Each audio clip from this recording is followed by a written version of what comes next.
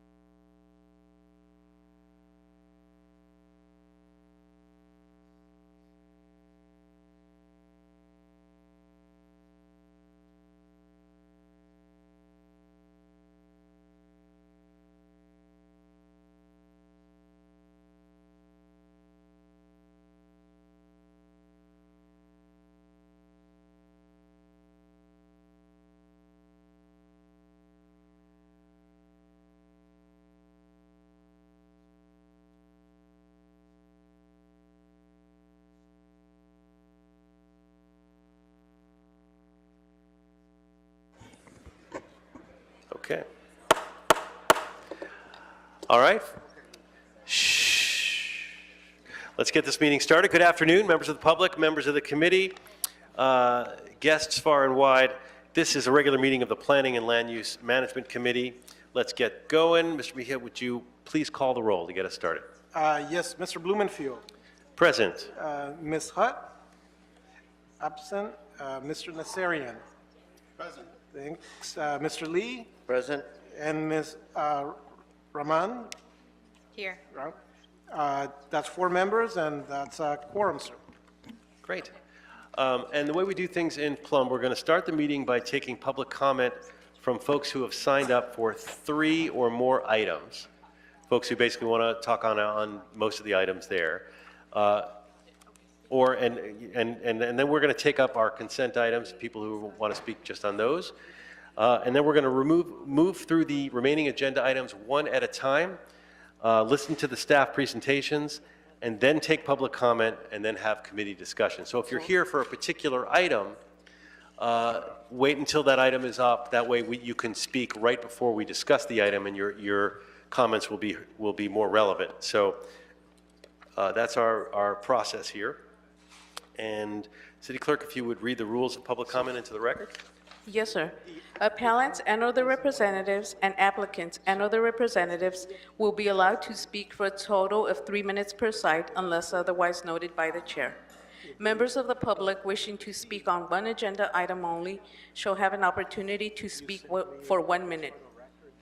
Appellants and applicants will be given an opportunity to speak when their item is called. Each appellant and applicant has a total of 3 minutes to speak. An appellant can choose to have a single representative speak on his or her behalf or divide the 3 minutes among his or her team. Anyone else, including an attorney or project manager wishing to speak on an appellant's behalf who does not do so during this 3-minute period, may offer a minute of public comment whenever the committee chairperson opens the public comment period for the item. Therefore, we expect that appellants and applicants have their respective teams assembled and ready to present at the appropriate time today. Members of the public wishing to speak on more than one item shall state that and shall be allowed to speak for a total of 2 minutes. Failure to submit public comment in a timely manner before the comment period for the item ends results in forfeiture of the opportunity to participate in public comment for the item. As stated by the chair, general public comment will be taken at the end of the meeting. Mr. City Attorney, please provide additional guidance on public comment. When speaking on the agenda items, you must be on topic. Our goal is to get through as many speakers as we can. If you are not speaking on topic, or if we cannot tell whether you are speaking on topic, you will get one brief warning from the city attorney. If you do not immediately get clearly on topic, or if you stray off topic, you will forfeit the rest of your time, and we will move on to the next speaker. We will inform you when your time is up. Okay. And before we begin public comment, I'm going to recommend the following actions, just so folks know. I'm going to recommend that we continue item 1 to a date determined. For item 14, we're going to have a little bit of a discussion, but really the recommendation is going to be to continue that item until September 9th, which is when we're going to hear the planning department's report. I'm going to recommend for consent items 2 through 4, 7, 9, 12, and 13. And for item 2, the recommendation will be to approve the inclusion of Terminal Island for Asado Tuna Street buildings located at 700-702 Tuna Street, 712 through 716 Tuna Street in San Pedro, in the city's list of historic cultural monuments. For item 3, the recommendation is going to be to adopt the motion. For 4, it'll be to adopt the motion. For 7, to approve the appointment of Vanessa Barraza to the South Valley Planning Commission. For item 9, it'll be to adopt the recommendations in the CAO report dated June 13th. For item 12, it'll be to adopt the motion, and for item 13, to concur with the action of E&E Committee and approve as amended. Colleagues, if there's any of these items that you wish to call special and you want to just signal that now, of those particular items, yeah, Mr. Nazar? So let's hold item 1 on the desk because there were some new developments right before coming to the meeting. Okay. Yeah, we haven't done anything on that. I was just saying what the recommendations would be. So it's still on the desk, and we'll come to it, and you can decide if there's something that's changed or if we would continue it to a date. What item? Item 1. Anyone else? Yeah, can you repeat the items on consent? And I believe item 14 can also be moved forward on consent. I just had a comment on it. Yeah, item 14, my initial plan was to continue it to September 9th because we're going to hear the planning department's report. I knew you wanted to make a comment, so I called it that we would hear it, let you make your comments, but then I would recommend that we continue it to hear the planning department's report. This is just for the motion, so they wouldn't have a report until we pass the motion, I believe, right? I believe that's correct. Okay, well then I'm fine with that. So we'll go to item 14. We will take it up as here, and the recommendation will be to approve it. But Yeah, and I'm fine to move it on consent if you want, or if you have other things. I can add it to the consent calendar. I'm comfortable with that, unless you wanted to make comments on it. But, No, okay. it's fine to move it on consent. Then I'll include that when we get to that officially, to the consent calendar as well, item 14. Okay, thank you. Okay, colleagues, any other comments on that? Okay. So now let's take public comment. We'll start off with folks who have signed up for 3 or more items. Anyone who's here who's signed up for 3 or more items, just come on over to the left-hand side of the chamber. House left, stage right. And we will take care of this now, and then we'll go through methodically the items.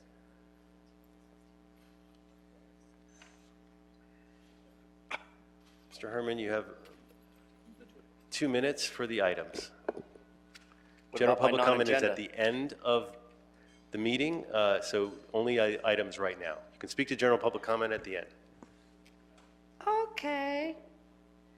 Looking at item number 7, the mayor's reappointment of Ms. Barraza. I don't want Barraza back because there's just too much criminal activities happening in these development areas. Just like that little dumb Asian guy over there who made those prior restraints about what you can and cannot say, like C or N. But back on C and N, Stick to the items, please.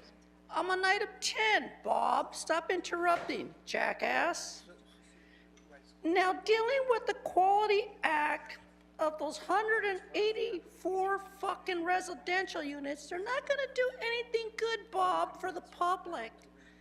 It's just too fucking much money we're spending on worthless, empty condos and condominiums where people in Los Angeles see so many vacancies. And those fucking HO fees are ridiculous. An additional $800 to $900 for some fucking lease in some fucking shitty area off of Broadway, Bob? That's so fucked up. What asshole has the nerve to spend their time and money in a shithole like Los Angeles? That's why I wrote my complaint to the DOJ demanding that they do an investigation on the development of LA. Because you have a black mayor who's a black criminal, and I want to add Brandenburg into this scenario. How dirty is LA? There's only one person in all America that can save America, Bob. I'll do my part. I'll make constitutional betterment to save this fucking America and your fucking development. Fuck you, Bob. Wonderful. Is there anyone else here who wishes to speak to 3 items? 3 or more items? Okay. No one else is here to speak for more than 3 items? Okay, then we're going to go through the items, as I said, individually, but we're going to start with the consent items, which I'm going to mention, and then if anyone is here to speak on any of the consent items, we will give you time to speak to that. So, again, the items for consent is continuing item 1, approving item 14, approve items 2 through 4, 7, 9, 12, and 13 on consent. And as I mentioned before, item 2 is approve the inclusion of Terminal Island. I read that before. And item 3 is adopt the motion. As I read before, item 4 is adopt the motion. 7, approve the appointment. 9, adopt the recommendations in the CAO report. 12, adopt the motion. 13, concur with action of the E&E committee. Does any member of the public wish to speak on any of the items on the consent calendar? If you do, come forward to the left-hand side of the chamber. Okay. I can't tell. Are you coming forward for the consent items, or are you leaving? It's a motion, she says. I don't know if she heard that you're going to put it on the consent. So on the 9th, presumably the 9th.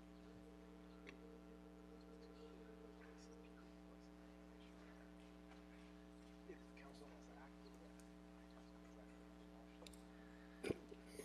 Good afternoon, Plum Committee. I'm Andrew Salimian, speaking on behalf of the Los Angeles Conservancy. I'm here to speak on 2 items, item 2 and number 4, in no order. I first just want to address the Terminal Island HCM designation. This is a nomination we support. We've supported for well over a year now. I think we learned about this site being threatened. It's been threatened for many years, and I think it's due time that we recognize the importance of this site with everything that's going on in the city and the country, to recognize that this was a community of national importance that was removed by the federal government, and there's just 2 buildings left. And I'm happy to support the Terminal Islander Association on that nomination. The second item, can I have another minute, is the LA Women's Landmark Project is a collaborative process between the LA Conservancy and the National Trust. As you know, there are over 1,300 HCM designations in the city of LA. Only a small subsample of those reflect the contributions of women. And I think it's something like 2%. And as you know, there's more than 2% of this city is made up of women. So we're trying to reflect that in HCM nominations, and there's a long way to go. This amendment process will allow us to add that layer of history, not just for women, but for BIPOC communities, LGBTQ communities, and everything that's been left out of the HCM process up until now. So we're hoping to promote a more inclusive and diverse city, which LA is. Thank you. Thank you. Any other speakers? Yeah. Go ahead, sir. State your name and which item you're speaking on. Yes, Keith Nakata here to speak in support of the HCM for the Furusato Tuna Street item. I'd like to thank Councilmember McCosker for his support, along with the LA Conservancy and the National Trust for their long-term commitment to this historic place in support of the Terminal Islanders Association. They all understand the significance of this place to the Terminal Islanders who called this their home, which was disrupted during World War II when they were forcibly removed by the federal government and placed in relocation detention centers such as Manzanar. While detained in camp, their homes and businesses were bulldozed by the U.S. Navy, leaving them no place to return to when they were released after the war and erasing their memories and history. Now, only 2 buildings remain from that time and must be preserved.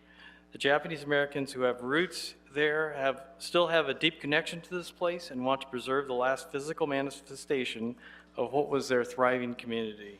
It is important to preserve for generations in the future to learn from what was once a thriving community. Thank you. Great, thank you. Next speaker.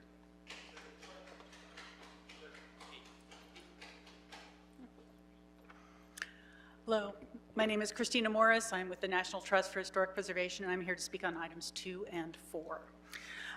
First of all, on behalf of the Tuna Island designation, the National Trust has been honored to include Terminal Island and the Tuna Street buildings twice on our 11 most endangered places list, most recently earlier this year on May 7th. We put it on our list because we've been working alongside the Los Angeles Conservancy and the Terminal Islanders Association for well over a decade to support the preservation of Terminal Island. The Historic Cultural Monument designation will acknowledge the enduring value of this place to tell the stories of Japanese American immigrants who built their livelihood, industries, and community at Terminal Island, and is an act of restorative justice for all those who were stigmatized and forcibly incarcerated during World War II. We are honored to support the Terminal Islanders in their efforts to make sure that this story is preserved and told for future generations. Thank you. Regarding item 4, I'm going to put on my other hat at the National Trust for Historic Preservation. I lead an initiative for the organization that's nationwide called Where Women Made History. And I'm really honored to be partnering with the LA Conservancy and other organizations here in Los Angeles on a new project called LA Women's Landmarks. It's intended to make sure that we are acknowledging the contributions and achievements in Los Angeles and across the country, but particularly here in LA, to make sure that their stories are recorded as a part of Los Angeles's history. And so this motion to amend the ordinance will be a critical component of that work to make sure that women's stories are recognized as a part of the official landmark designations here in Los Angeles. As Andrew mentioned, right now, the 1,320 plus historic cultural monuments in this city, 2% of them are recognizing women's achievements. Women are 51% of our population. They deserve to be recognized. Their stories deserve to be recognized as a part of LA's history. And so I strongly support you making this motion, approving this motion to amend the ordinance so that we can ensure that women's stories and all people's stories are recognized. Thank you. Thank you. Next speaker. Hello, my name is William Weeks. I'm from San Pedro, speaking on the Terminal Island issue. In 1975, attorney Miguel Garcia, representing Cesar Chavez and the UFW, went before the California Supreme Court to give us the Murguia decision. It's baffling to me why that case law has not been used in combating the unconstitutional actions of ICE today. On September 24th, the California Supreme Court, Justice Matthew Tobrina wrote, "The law enforcement authorities of an entire county have engaged in a deliberate, systematic practice of discriminatory enforcement of the criminal law." He went on to say, "Neither the federal nor state constitution countenances the singling out of an invidiously selected class for special prosecutorial treatment, whether that class consists of black or white, Jew or Catholic, Irishman or Japanese, United Farm Worker or Teamster. If an individual can show that he should not have been prosecuted except..." Thank you for all you do. Appreciate it. Thank you, sir. Next speaker.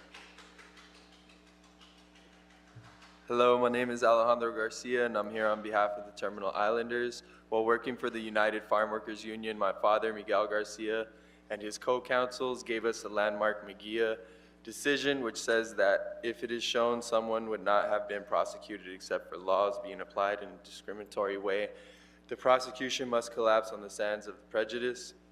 I respectfully ask you today to recognize the sacrifices made by our Japanese American neighbors and take a stand to demonstrate to all free people everywhere that racial discrimination has always been wrong and still is today. I ask you to join me in joining with the Terminal Islanders in preserving the Furusato Tuna Street buildings as a testament to their loyalty to America, even when America had failed to be loyal to them. Thank you. Thank you. Next speaker. Okay. Okay, so thank you, speakers. We're now going to take the consent items up, which as I mentioned, are 2 through 4, 7, 9, 12, 13, and 14. Colleagues, any comments or questions on these items? Seeing none, let's call the roll. Yes, Mr. Blumenfield. Blumenfield, aye. Ms. Hutt, absent. Mr. Nazarian. Absent. Mr. Lee. Mr. Lee. John, a vote on the consent. Aye. And Ms. Rahman. Yes. So that's 3 ayes, and those are adopted, sir. And Mr. Nazarian is here. He could add his vote to the consent calendar. Thank you. Not one, just the other ones. Does not include one. Aye. Okay, So that's unanimous. that's unanimous. Okay, now we'll move to item 1, if you're ready for that. Okay, we'll take up before we could ask you to read item 1 into the record, please. Yes, so item 1 is, includes environmental clearance, the categorical exemption from CEQA, and this is an appeal filed by Deborah Gelberg, and she's appealing the failure of the South Valley APC to act and thereby upholding the zoning administrator's approval of the stated categorical exemption, and this is for the installation of a wireless telecommunications facility located in CD2. We'll move next to public comment on this. Is there any members of the public came to speak to item 1? If you do, please line up on the left-hand side of the chambers. If you're here to speak on item 1, please come forward now.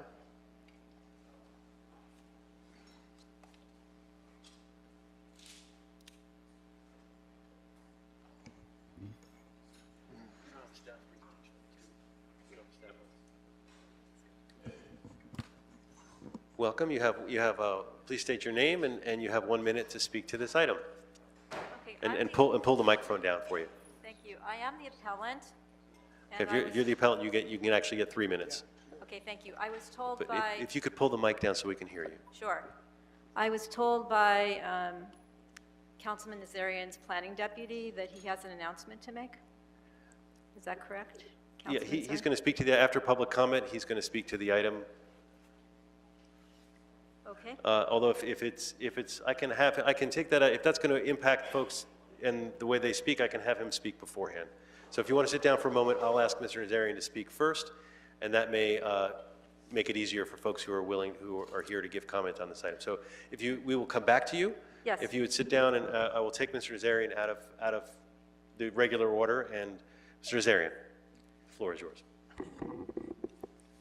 Okay, we're improvising here. So I think the representative for the appellant was going to be saying what I'm going to be speaking to. That's why I wanted to make sure that we don't continue this item, because as I discovered literally moments before I walked in here was that the applicant has removed their application. So I was going to move to deny the appeal and instead receive and file the application for this project as it's no longer moving forward, and instruct the Department of City Planning to reimburse all of the fees paid by the applicant. And I'm assuming the applicant's representative is going to verify that as well, but that's going to be the motion moving forward. Okay, thank you for that. Mr. Nazarian, just to interject, this is Roberto Mejia from the CLA's office. Any fees that can be reimbursable, I would add to that language. Thank you. Yes. Okay. So now we will hear from the applicant, the appellant, if the appellant is here, and members of the public. And then I'm certainly inclined to go forward with your recommendation, but that's the order of things. So we'll start with the appellant.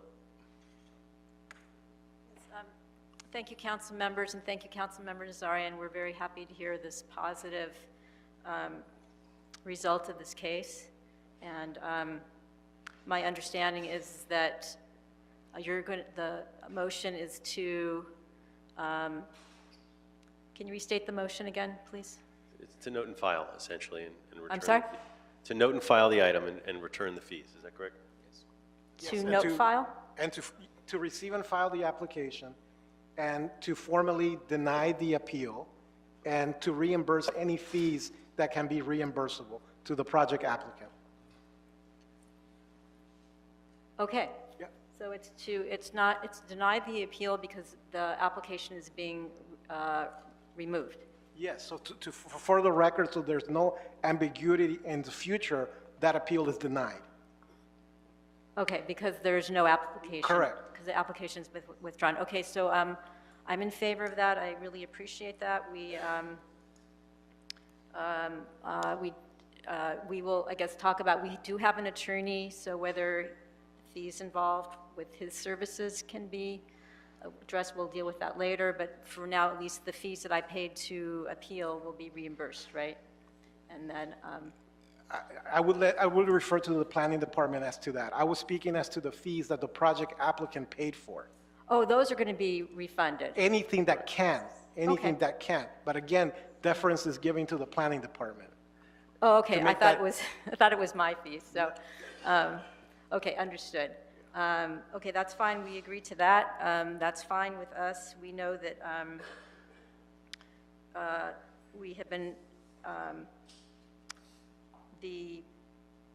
we feel like the case was improperly found that the project qualified for the CEQA's Class 3 exemption for small structures, and the CEQA exemption would also not, and that's because it's not a small cell tower we're talking about. The FCC regulations require that each antenna is no more than 3 cubic feet in volume. However, the cell tower has several 8-foot LTE panel antennas with cubic feet ranging from 6.4 cubic feet to 8.4 cubic feet, which makes it not qualified to be a small cell tower. And a CEQA exemption also applies here because this is unusual circumstances exception.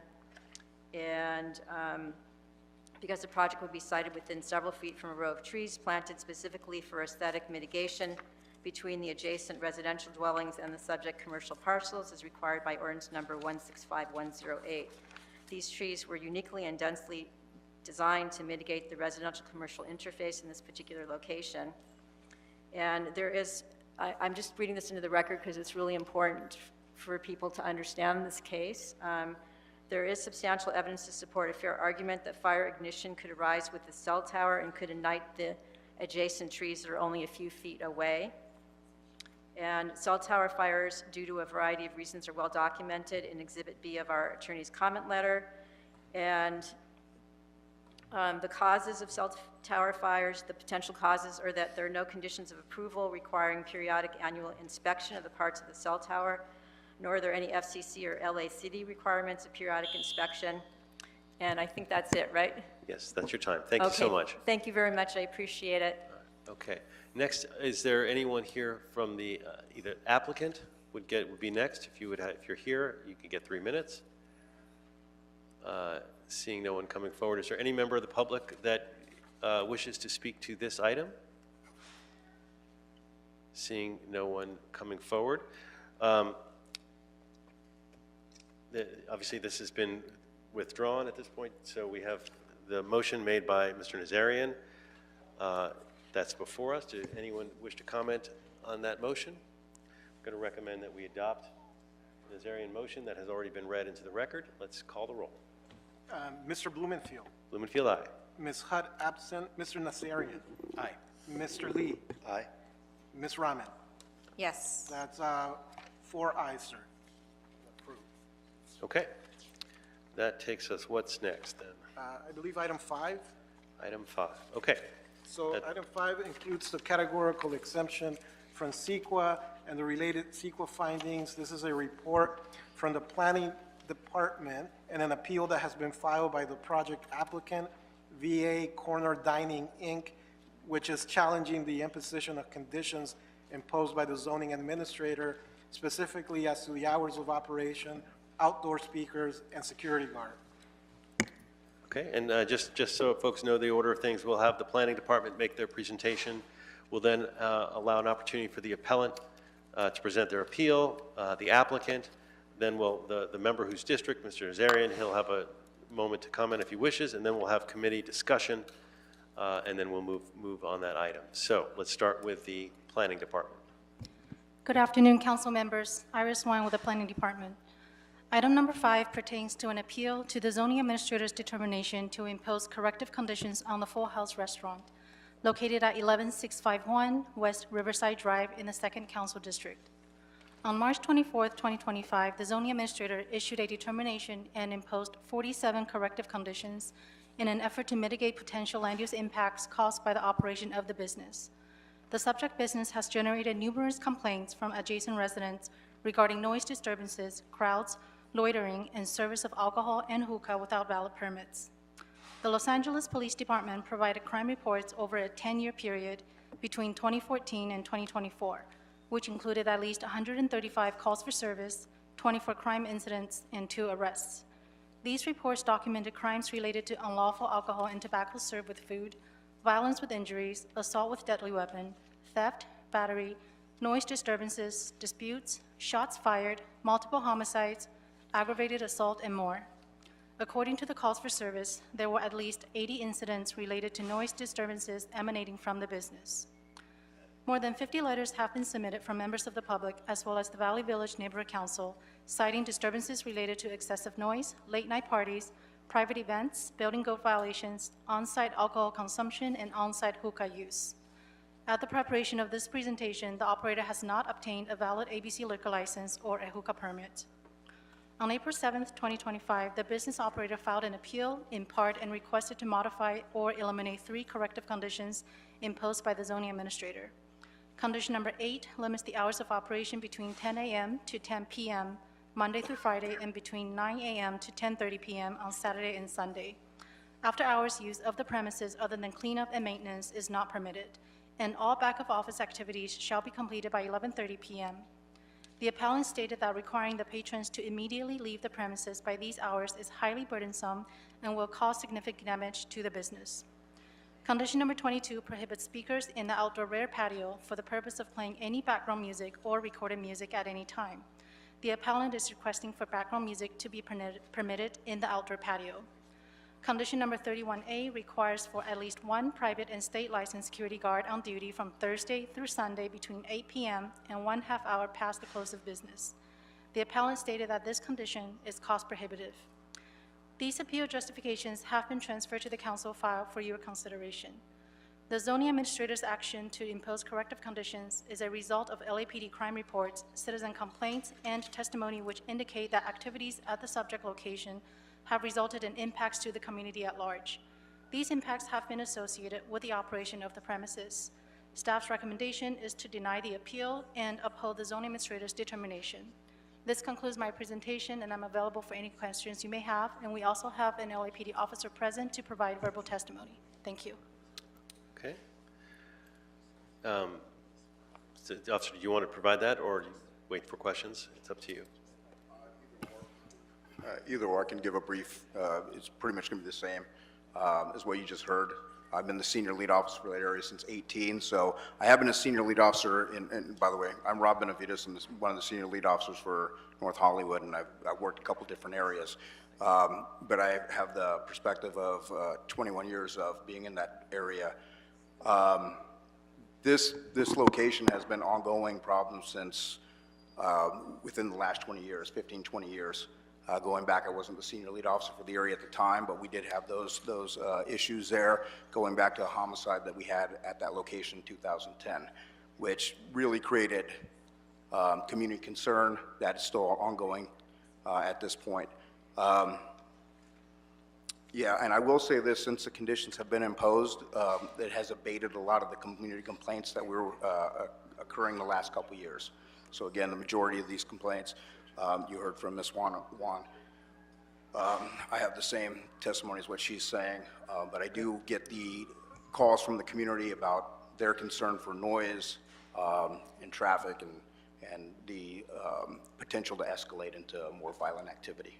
Great. But, Thank you. Thank you. Okay, next we're going to hear from the appellant. Can come forward if you're here.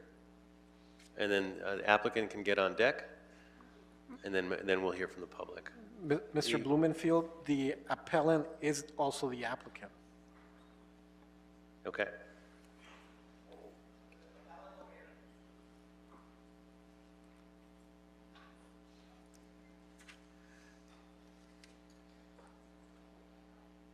Makes sense.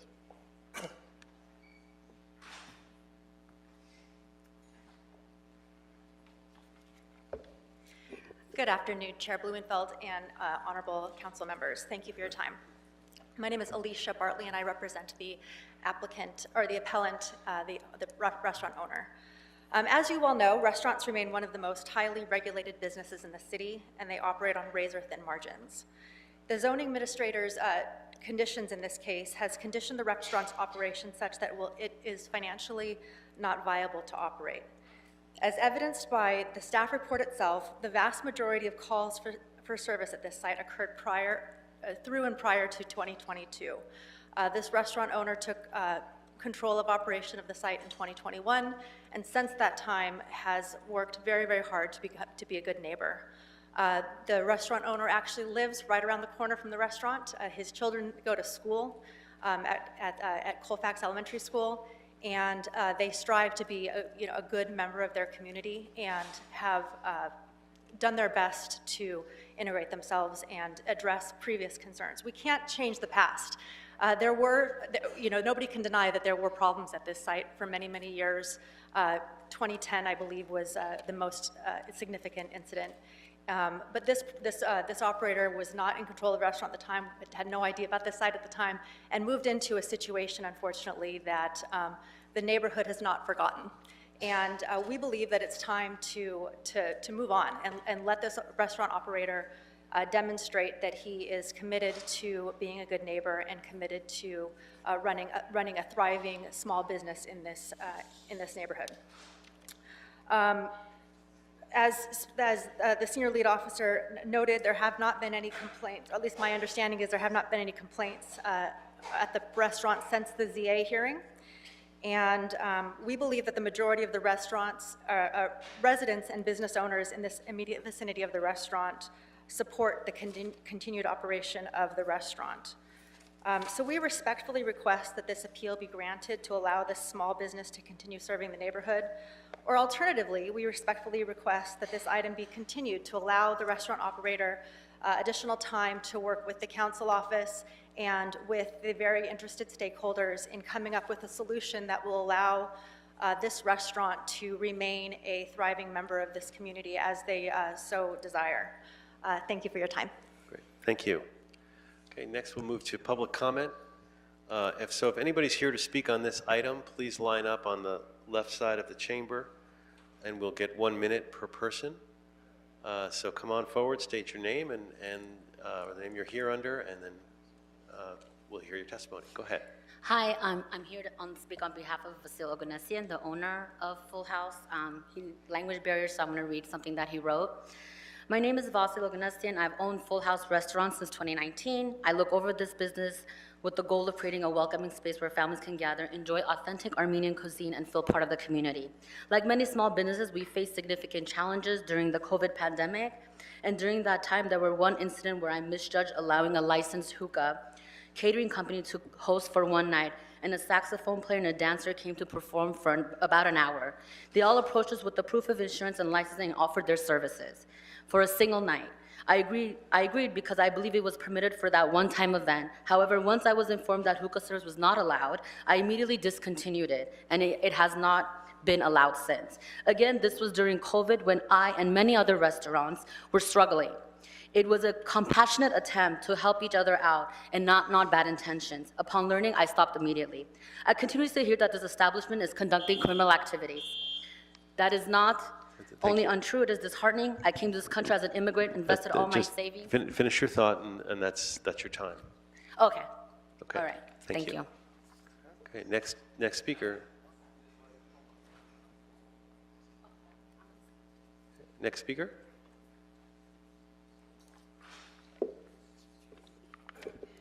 Hello. Hi. My name is Aida, and I'm the owner of Full House Restaurant. This is not just a business to me, it's my family's livelihood.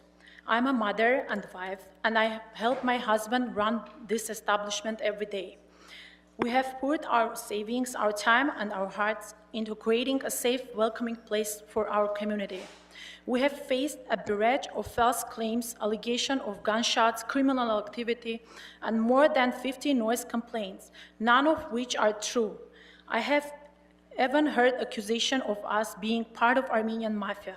We are hardworking business owners, and these stereotypes are damaging not only our mental health, but our family. Our patrons have been shared their discomfort with the level of surveillance by neighbors, leading me to question if stereotypes about my heritage are influencing this unfounded accusation. Where else would such extreme and fabricated claims come from? These attacks do not just target me as a business owner. Thank you. Sorry. Thank you. Next speaker. Hello, my name is Sunny Reagan. I'm a stakeholder at this neighborhood. I've lived in the neighborhood for over 20 years. I worked for the same company in Valley Village for over 20 years, and I served as a LA's USD-approved volunteer and a PTA president at Colfax Charter Elementary right around the corner. That's where I met the family of Afghanistan because their daughter goes to our school. And that's how I learned that they're volunteering, the whole family, including grandma, and their time, their food, and serving us at school. And I want to make sure that you hear the full story of our neighborhood, because I speak on behalf of our school, our parents, our teachers. We love them, and they're feeding us for the last 2 school years. Very happy to have them, and I think the simple nuisance and the problem with their neighbors shouldn't become and be stretched out to something that is a problem of a neighborhood, because they're very welcome, and we're happy to have them. Thank you. Thank you. Next speaker. Good afternoon. My name is Arthur. So I'm living in area approximately 3 years, and I've never seen anything illegal. And I often go there with my family, and the restaurant is very friendly family place. So I saw how the owners take care about the community, the customers. I'm here to support the Full House and ask you accept the appeal. Thank you. Thank you. Next speaker.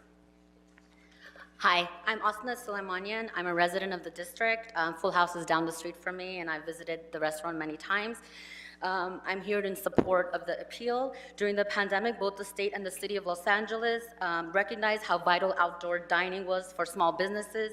In May of 2020, the city launched the La Fresco program, simplifying permits and easing regulations so restaurants could offer outdoor seating, even on side streets or parking lanes, to stay afloat indoor dining restriction. At the state level, then the Governor Newsom extended regulations flexibility, like allowing outdoor dining and to-go cocktails to help neighborhood businesses survive.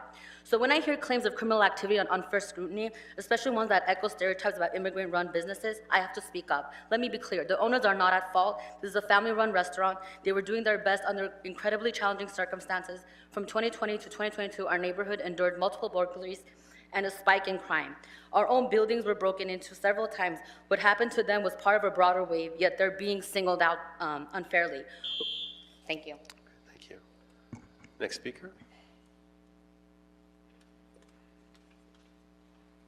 Hello, my name is Carol Kiernan Convey. I live in the area of Valley Village for over 30 years now, part of the community that helped develop and distinguish the schools along the Colfax corridor. It's very important to our community to look at an issue like this. 32 people live adjacent to the actual business facility. 250 people live within 1 block of the facility. We've had over 300 dates of incident reports called into North Hollywood PD over a 4-year period, winter of 21 to January of 2025. Over 85 police cars to situations have been called in, and in those things, some of them have been elevated, and that's some that Officer Benavides would be able to speak to. We're trying to get all of our community a chance to be heard. Thank you. Yeah. Thank you. Next speaker.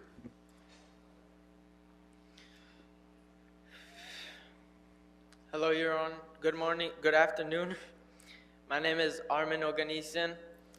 I'm the son of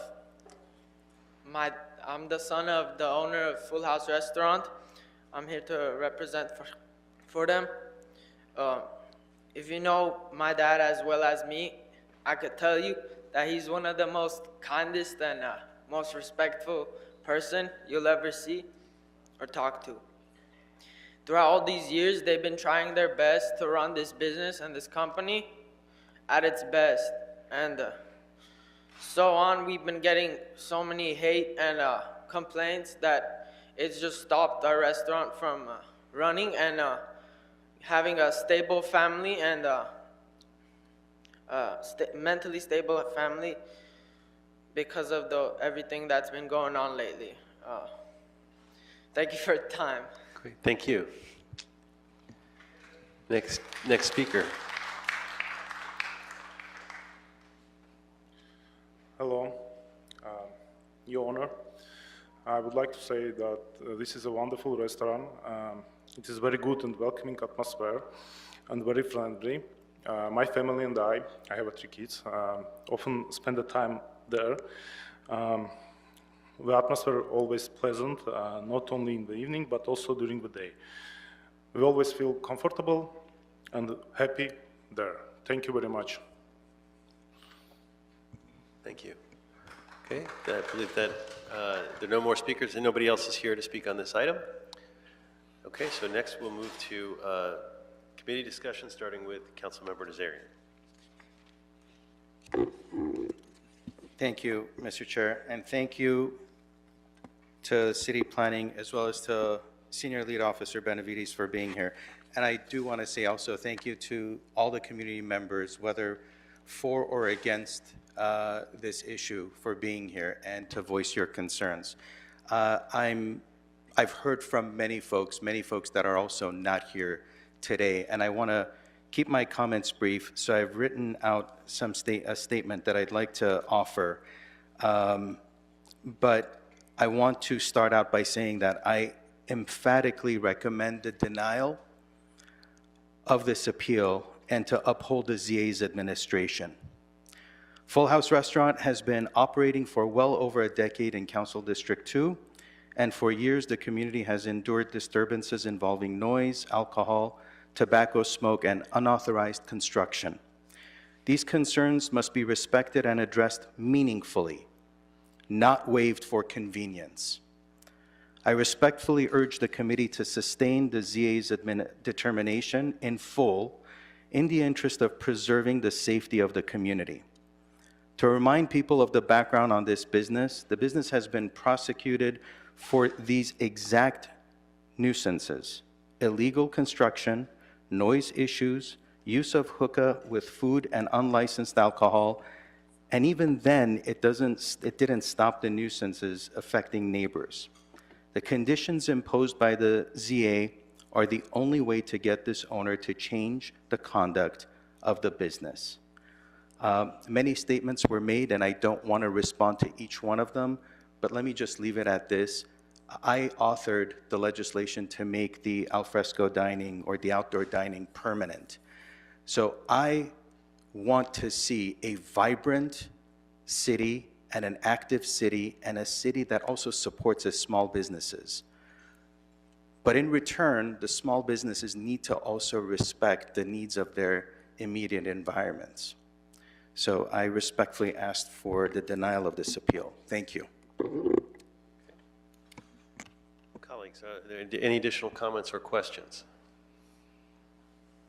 Seeing none. Okay, and just to be clear, I mean, denying this appeal doesn't shut down the restaurant. It merely continues conditions that have been put on there. So I'm going to recommend that we deny the appeal and thereby sustain the zoning administrator's determination to require the modification of the operation of a restaurant. known as Full House Restaurant, located at 11649, 11651, 11649.5, and 11651.5 Riverside Drive as it relates to imposing conditions, 8 hours of operation, 22 outdoor speakers, and 31 a security guard. And that we determine, based on the whole of the administrative record, that the project is exempt from CEQA pursuant to CEQA guidelines, section 15321, and that there is no substantial evidence demonstrating that an exemption to a categorical exemption pursuant to CEQA guidelines, section 15300.2. Seeing no further comments, let's call the roll. Mr. Blumenfield? Blumenfield, aye. Ms. Hutt is absent. Mr. Nazarian? Aye. Mr. Lee? Aye. And Ms. Rahman? Yes. That's 4 ayes, and that's approved, sir.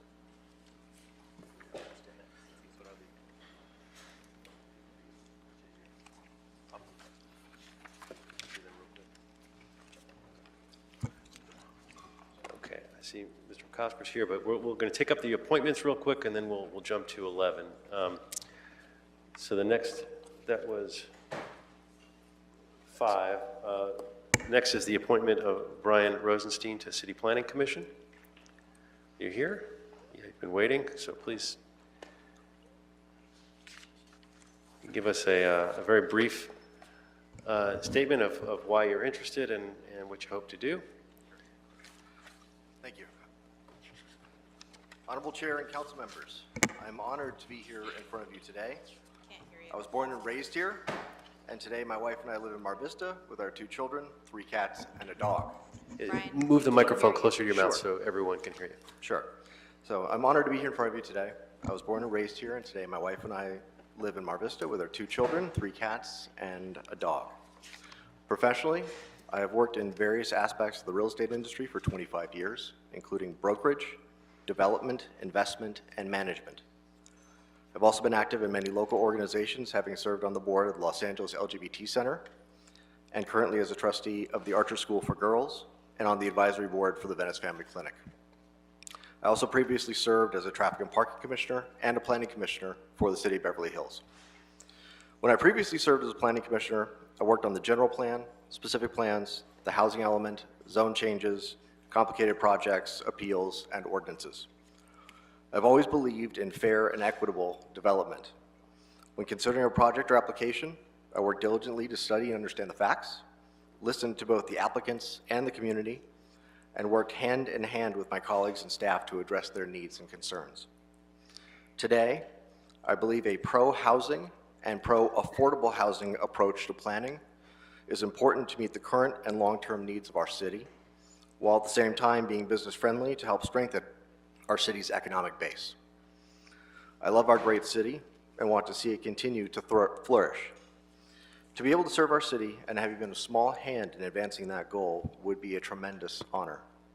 Thank you very much for your time and consideration. I'm happy to answer any questions. Thank you. Colleagues, are there any comments or questions?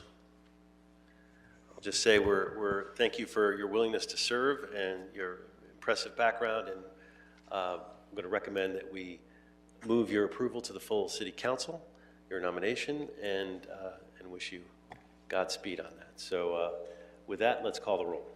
Yes, Mr. Blumenfield. Blumenfield, aye. Ms. Hutt is absent. Mr. Nazarian? Aye. Mr. Lee? Aye. And Ms. Rahman? Yes. That's 4 ayes and unanimous, sir. Thank you very much. Absolutely. Congratulations. Next, we'll move to item 8, the appointment of Ms. Dellinger to the East APC. Welcome. Hello, hello. Hello.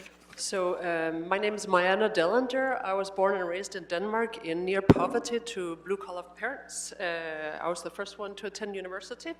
I also got a law degree here when I came to the United States. After that, I worked for state and federal trial and appellate court judges. I became a law professor specializing in business law and also teaching business, specializing in business law, teaching that and doing research in how that intersects with climate change law and policy. I'm a Fulbright scholar in climate change law and policy. I was at the top 10% for nearly 4 years in a row of all downloaded authors specializing in that item. And I have hundreds of citations to my works by various government representatives, judges, attorneys, and so on. I currently serve as the Director of Climate Resilience and Sustainability Issues for a foundation based out of Pasadena.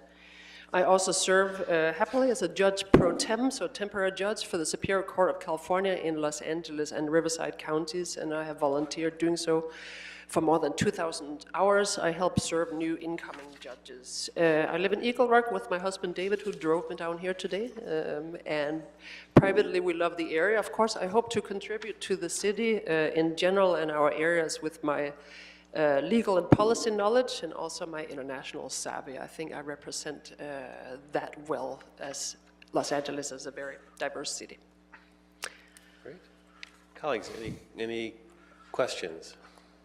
Comments? Well, I'll just say impressive background and appreciate someone who cares about the environment as you do, and having that background on our commission is important. And again, we'll want to recommend moving your nomination to the full city council. Thank you.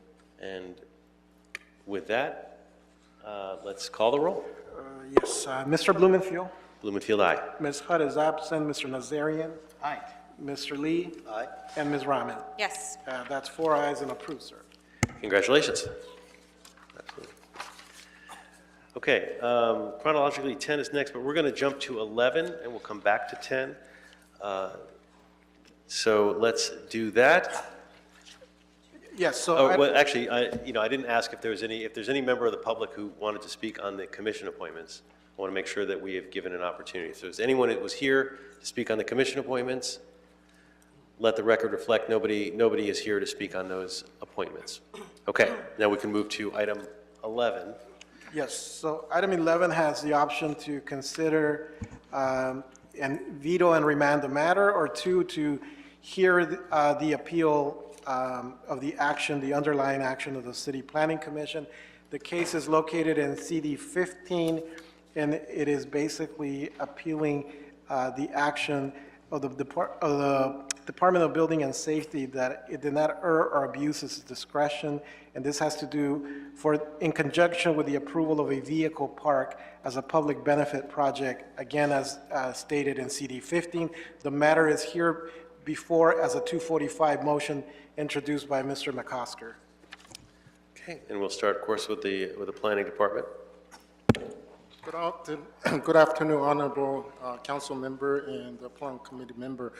I'm Jack Chiang, Associate Zone Administrator for Planning Department. Item number 11 is a Council 245 item to consider building and safety appeal denied by the City Planning Commission. The City Council may either veto and remain the item back to the City Planning Commission for a reconsideration, or the City Council can consider sustaining or change the City Planning Commission's decision.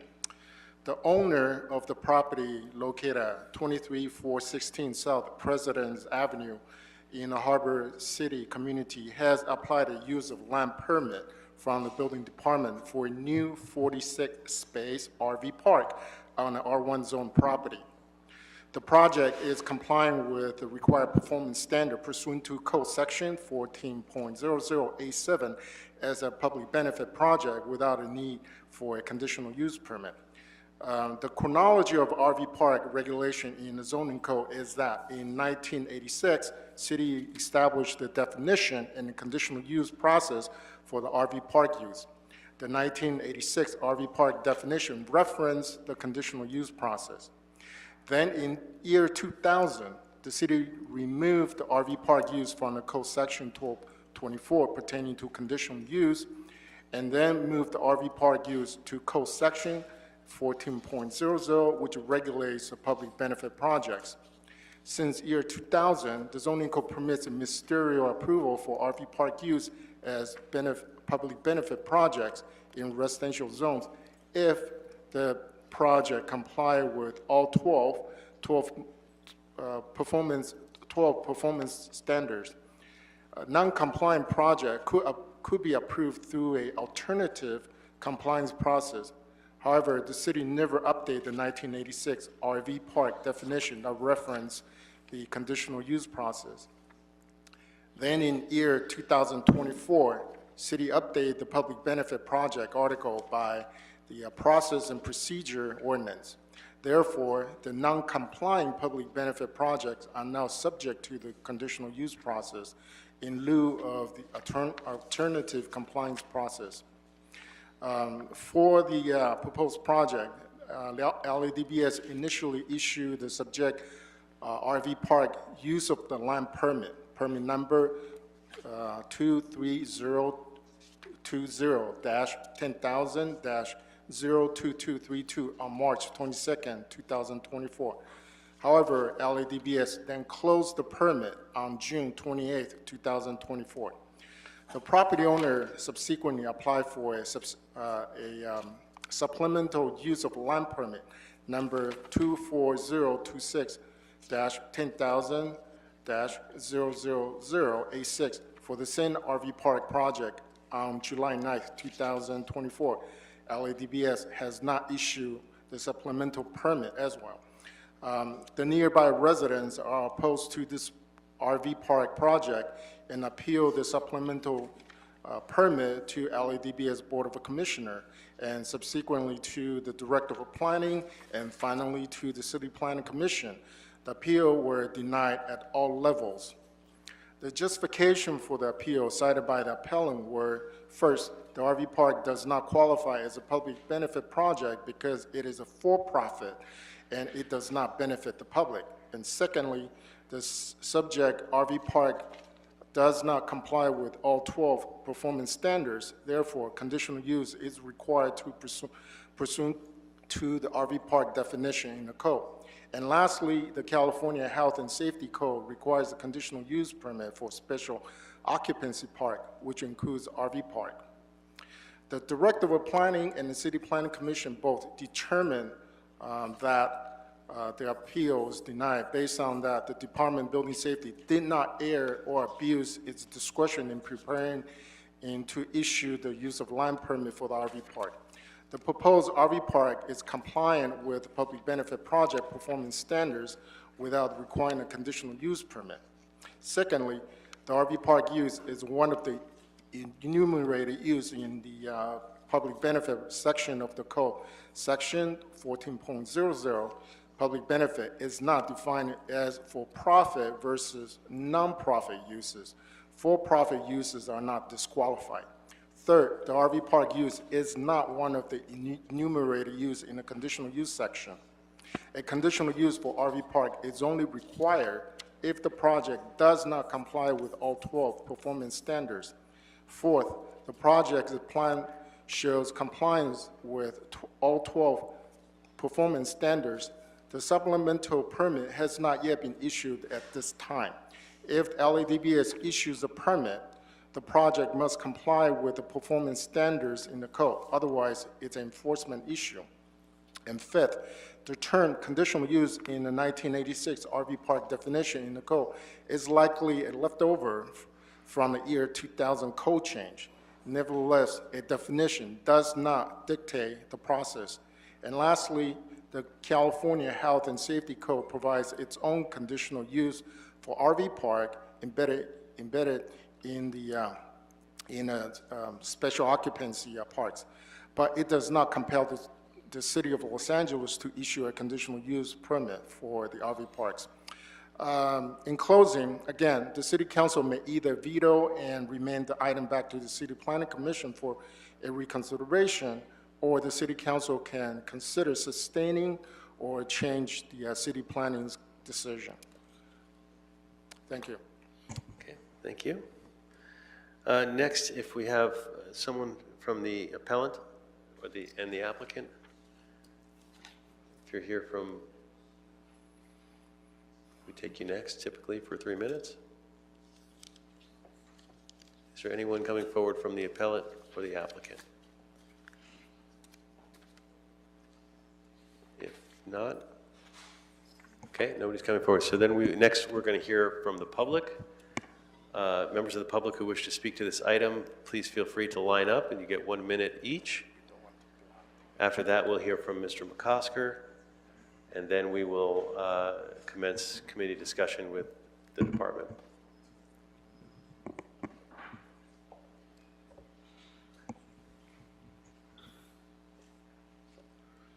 Are you the applicant? I'm the applicant's representative. What's that? Applicant's representative. Yes. Yes. We'll start with you. Thank you for coming forward first, and you'll have 3 minutes. Thank you. Good afternoon, Chair Blumenfield and honorable council members. My name is Laura Leitner with the law offices of Jeffrey Mingles, Butler, and Mitchell, and I represent the applicant. I want to make one point crystal clear. This is a ministerial project. The appellants have tried this argument time and time again that this requires discretionary approval. So what I've done today is I've just printed your own ordinance, which is the Public Benefits Ordinance, and I'd like to read directly from it. It says, the following public benefit uses are permitted in any zone, and it lists 13 identified uses that the City Council voted and identified as public benefits. And in order to condition these projects, they have performance standards for each of those 13 identified uses. Now, in section 14A7, the ordinance refers to recreational vehicle parks that are allowable in the A, R, Could you or pull the C- mic a little closer? Oh, I'm so sorry. Yeah, The you can pull AR, it down, that way we can hear. Perfect. is that better? Yes, much The better. A, R, or C zones. And then importantly, subsection B, which is titled Conditional Use Permit for Public Benefit Projects, says, if a proposed public benefit project does not comply with the performance standards delineated in subsection A, the applicant may apply for a conditional use permit. What that's saying is if the project doesn't comply with the performance standards, then a CUP is required. In this case, there is no dispute that the applicant has complied with all the performance standards. And importantly, the City Council has tried many times to stop this project in its tracks and asked DBS and the Planning Department to issue a joint memo explaining whether this is a ministerial project and the performance standards are met. I have that memo with me today too. This memo concludes, pursuant to LAMC section 14A7, recreational vehicle parks are a by right use in the A, R, or C zones if the proposed project complies with the 12 objective performance standards. Public benefit projects, such as RV parks, are allowed citywide on a ministerial basis. Due to the ministerial nature, the city is obligated to approve these by right uses and cannot deny or condition public benefit projects. So what we have here is the general manager of DBS and the director of planning saying to the City Council, this is ministerial in nature. And we have tons of proof that shows that the performance standards are met time and time again. The supplemental permit was approved back in August 1st, 2024, and it's just staying in limbo despite its ministerial nature. I want to point out one more thing, the Planning Department's checklist for public benefit projects. You're probably not going to be able to see this, but it says a project is allowed by right where the performance standards are met. It's underlined in bold and in all caps letters. The other thing I want to mention is, just last week, a motion was presented to the council to seek to instruct the planning department to amend its ordinance to make it a discretionary process, which proves the point that this is ministerial. Any arguments from the appellant that says, I'm sorry, I'll just finish this one thought, that says that the definition section governs the use, that's not how the zoning code operates. Thank you so much for your time, I appreciate it.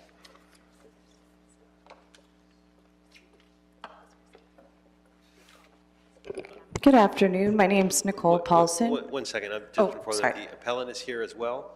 We usually take the applicant and the appellant. I'm on behalf of the appellant, the neighborhood. Okay. Okay, then you'll get 3 minutes, and then we'll move to public comment. I just want to make sure we're recognizing the applicant and the appellant up front. I'm so- the concerned neighbors of Green Meadows West, Okay. but our attorney isn't here. I'm from the neighborhood, but I headed the application. Does that make? I'll ask our city attorney. Go ahead. It's 1 minute. Okay, so Just 1 minute? Okay. city, Yeah, I applied. you're the appellant? Yeah. Well, I headed it. Yes. Okay, sorry for the confusion. Just trying to do everything by the book. So we'll consider you the appellant. Your name is on the appeal, correct? Yes. Okay, go ahead. You'll have 3 minutes, and then we'll move to public comment. Go ahead. Hello, I'm here to address not just a local land use dispute, but a serious citywide problem, the dangerous combination of conflicting laws, loopholes in our permitting process, and the willingness of some developers to exploit them at the expense of neighborhood safety. In my community, Silver Silver RV Park is now under construction. It is being built without a conditional use permit, without environmental review, and without any community input. The location alone should give every one of us pause. This RV park is being built directly on top of 9 recently capped oil wells, water wells. We're talking about a site with a known history of industrial history where contaminants could be on the soil and groundwater, and yet this project is granted an exemption from CEQA that there has been no confirmation from the developer that the soil has been tested and is free from contamination. Now, there's legal conflict. The state law says that the RV park may apply for a conditional use permit. The municipal code zone definition says that it's an RV park requires a conditional use permit. And this makes sense. This is what the intention of the legislator had, was because it would be high impact land use, transient in nature, a careful site-by-site review should be there to ensure compatibility, safety, and compliance with community standards. That's the purpose of the CUP. That's the intention that it was first made for. And so, and then this one comes along with the 12 performance standards, which, you know, it doesn't say anything about protecting any of us. I believe it was a loophole, and we need to stop it. It's not the intent. I don't believe this was the intent of our legislator when they first created this process, the RV park, in the middle of a residential neighborhood with no oversight. It's, you know, I'm sorry, because let's just please try to see where we're coming from as a neighborhood. We weren't notified. No one, we had no say. No one, we just came out of nowhere. And you know, every other business or something has to tell the neighborhood about they're coming into the neighborhood and what you guys, and we weren't given that opportunity at all. So that's it. Thank you. Great. Thank you very much. Next speaker. So now we're moving to members of the public. It'll be 1 minute per person. So go ahead. Welcome. Hi, my name is Peter Cartwright. The developer attorney has said no one in the city has disputed that this project meets every performance standard. But that's exactly the problem, because we found clear violations the city should have caught. Our evidence shows the developer ignored key standards, probably helping the city would be too busy to check if the project really qualifies for by right approval. And even now, with all the documentations that we've submitted, it looks like they might get away with it just because no one from the city will take the time to visit the site and look into what we've submitted. But let's be clear, the fact that no one from the city has visited the RV park to investigate our claims doesn't make our claims invalid. Thank you for your time. Thank you. Next speaker.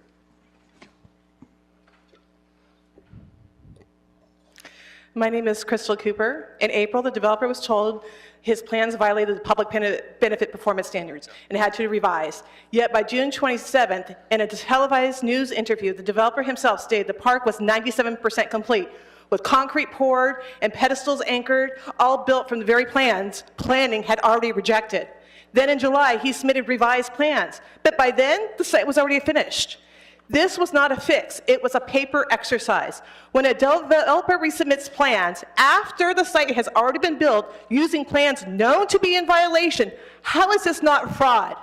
His attorney even admits on page 39 to violating performance standards 2 and 5, but tries to excuse it by saying landscaping can grow around the structures. The problem is any structures in the setback landscape buffer, including pedestals and a 36 by 24 foot electric distribution system, is a direct violation of both standards. This is willful noncompliance. Violating one performance standard removes by right. Thank you.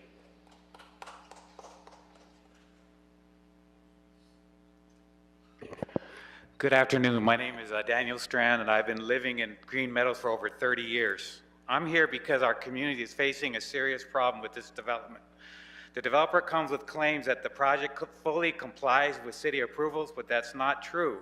Our community has provided clear, undeniable evidence, photos, videos, and drone footage showing violations that put safety, zoning, and neighborhood integrity at risk. It's not just about opposing a development, it's about fairness, transparency, and the rule of law. If the plans and the site don't match, it's the city's duty to find out before any more damage is done. We're asking for one simple, reasonable step. Send a qualified inspector to the site and refer this project for full review. That inspection will speak for itself and restore the trust that's being lost.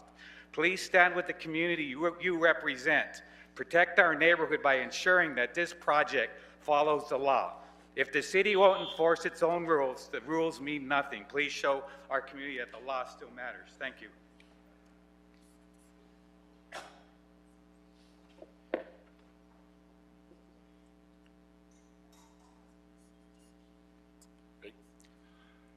My name is Steve Roblicki. I want to address one of the many problems of this project being shoehorned into a quiet residential neighborhood, and that's just with the public safety for the residents who would be in there, because they're fire lanes. This is just one instance where they're too narrow.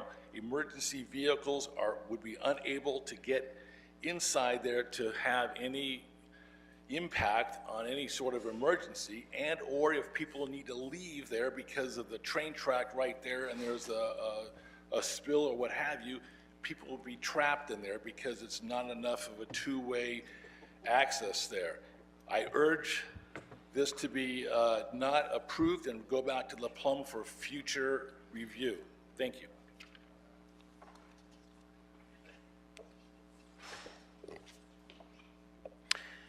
My name is Mark. I'm a 20-year resident of Green Meadows West. The impact of this RV lot to my Harbor City neighborhood is alarming. 46 RVs of unknown condition forced into a small lot the size of 2.5 houses. And I said 2.5 houses with 46 RV units, right in the middle of single-family home neighborhood that's been established for 60 years. The LA Municipal Code's own definition of an RV park states clearly the development of an RV park requires a CUP. They are not ordinary projects. RVs bring a mobile transient population into fixed established residential areas, presenting serious challenges: traffic, safety, sanitation, land use compatibility. This demands oversight and strict control, since for-profit developers do not care about the community or the people they profit from. Leading consultants in the RV industry emphasize these vehicles are manufactured for vacation travel purposes. They were not originally designed or intended for permanent housing. This is the RV industry themselves. Please reject this project. Our neighborhood deserves the respect. Thank you. Next speaker. Hello, my name is Lindsay. The approved site plan for this RV park clearly shows 46 spaces, but the electrical utility plan also shows hookups for 49 spaces. That's a direct plan conflict in the city's own records. This was not hidden. Both set of plans were submitted, stamped, and approved by the Department of City Planning and LADBS. Yet no one caught that the utility infrastructure allows for 3 more RV spaces than were permitted. And let's be clear, adding utility hookups is not an accident. It requires intentional design, additional infrastructure, and extra capacity in water, sewer, and electrical systems. This was built to expand capacity beyond what was approved. This wasn't just missed once, it was missed multiple times. Planning and LDBS approved contradictory plans, and then at CPC appeal hearing, commissioners were told there were no violations. If such a clear undocumented conflict escape notice at every level, it shows a systematic failure in oversight. I urge Plum to revoke this approval entirely, investigate how such a clear conflict was overlooked, and refer both the oversight and the developer's actions to the city attorney for enforcement. Thank you. Thank you. Next speaker. My name is Jim Fossold. The RV park in consideration has at least 3 prefabricated buildings, none of which ever appear on approved plans. They were built without permits, without plan review, and without public discussion, which means no inspection of the replacement, no review for accessibility, and no verification of whether they meet setback or buffer requirements. Far from being a minor oversight, it's a deliberate choice to build first and avoid public scrutiny. If the city allows unpermitted buildings to stand, it rewards bypassing the process and undermines public trust. You men and women have a tough job. I respect you. This is tough stuff.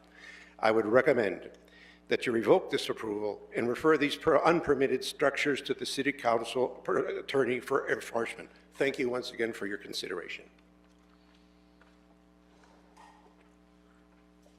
Thank you. Next speaker. Good afternoon. My name is Don Ye Adams. Just need to make a little correction here in terms of this conditional use permit that we're supposed to be completing. That's a state requirement under the Special Occupancy Park Act. The state requires a conditional permit, but the state also says that it's the local city that is responsible for the CUP. So the local city has a performance standard in place of the CUP process, and that's what we complied with each portion of the performance standard. So our project does not require a conditional use permit on the state level or on the city level. I just want to make that point of correction. The other thing I wanted to make is that we're providing housing for residents in the city, and housing is very important. Thank you very much. Thank you. Next speaker. Go ahead. My name is Stuart Silver. Everybody on this committee that was appointed took an oath and was chosen because of your ability to make the right decision by yourself without any outside influence. You are also in a position to choose the people's faith, livelihood, and for this, where they live as well. I feel this property was purchased. We made sure to do everything right, get approvals from every department in the city and the state, get completely signed off on everything, and then this happened. I understand, and this is from my heart instead, I understand that people don't want this in their area, but it hasn't been started yet. Nobody knows what's going to happen. This is not a type of place that it's free. They're paying us to live in the RV at our facility. We're not looking for a homeless encampment. We have full-time security there, a guard that is actually going to live on property, which you're going to meet in a minute. I don't understand. The law's the law, and we followed it. We did everything we were supposed to do. So it's in your hands now. Thank you. Next speaker. Hi, my name's Dana Goller. I'm the security guard at the property we're speaking of. And he's done everything that's been asked. He's took down an 8-foot wall. We are also, in the back is the railroad tracks, that there are 3 sets of railroad tracks where the trains go by. So we actually don't even have anybody on the backside. And we're not opening a homeless camp. We're opening a business. We've done everything that's been required. And I mean, that's all there really is to say. Everything that's been asked, we've done the right way. Thank you. Thank you. Next speaker. Hello, my name is Dana, and I'm representing the RV park. Good afternoon, everybody. I've been up here before to speak, and I have just 2 things to say. One is that we have complied with all the requirements. We want the same goal as the residents there. We want to have a safe, upper scale, nice place to live. We're not having a homeless camp. The other issue is a big issue that I don't understand is McOster, who's city council person, is supposed to oversee everybody in that area, not just one community in that area. It's like he's just fighting for the people who don't want the park open and not the people that do want the park open. And I was to understand that the city council is to see everybody in the area. Thank you. Thank you. Next speaker. Good afternoon, Council. My name is Jeannie Montaigne. I am hopefully a future tenant of Silver RV Park. I am an accountant by profession, and I have a $100,000 RV. This is not going to be a homeless encampment. It's going to be an upper scale residence for us that can't quite afford a house. We seem to both want the same things, a beautiful upper scale residence that we can afford and inhabit at. Thank you. Thank you. Next speaker. Good afternoon. My name is Frances Louis, and I live in Harbor City. Thank you for taking jurisdiction over this case. The approved plans for this RV park showed 88 parking spaces. These are required by federal law and city zoning rules. But when the site was built, those 88 spaces were removed. In their place, the developer installed a large electrical box and utility hookups. Removing ADA parking is not a small mistake. It takes away access for people with disabilities. This is against the Americans with Disabilities Act and local laws. Please make sure this violation is corrected so that the site is fully accessible for all. Thank you. Thank you. Next speaker. Hello, my name is Melissa and I live in Harbor City. I'd like to share about one of the many serious concerns about this RV park. It sits in the Wilmington oil field methane buffer zone, an area with a real risk of methane gas, migration, and explosion. City law requires a methane mitigation plan, gas testing, and fire department clearance before any site in this zone can be used or occupied. The developer's own plans label the site as methane zone and show methane-related electrical equipment, proving they know the risk, yet the city approved the project without any verified mitigation system. This is not an isolated mistake. It's part of a pattern where violations are ignored, conflicting site and utility plans, setback, and buffer encroachments, landscaping shortfalls, and now a public safety hazard. If Plum allows this to stand, it sends the message that developers can bypass both zoning and safety laws without the consequence. I urge Plum to revoke this approval and refer it to the city attorney for enforcement before the site is ever allowed to open. This is a huge liability for the city of LA. Thank you. Thank you. Next speaker. Good afternoon. My name is Mary B. Ward, and I live in Green Meadows West for the last 13 years. This RV park is required to dedicate at least 4% of the site to landscaping under the public benefit performance standards. But instead of providing that landscaping on its property, the developer counted existing city-owned street trees outside of the property line toward his 4% requirement. Those trees were planted and maintained by the city, not the developer. They are part of the public right-of-way, not private property. Counting them as if they were part of the project's landscaping is not only misleading, it is a direct violation of the requirement that landscaping be located on site to the benefit buffer adjacent to residential properties.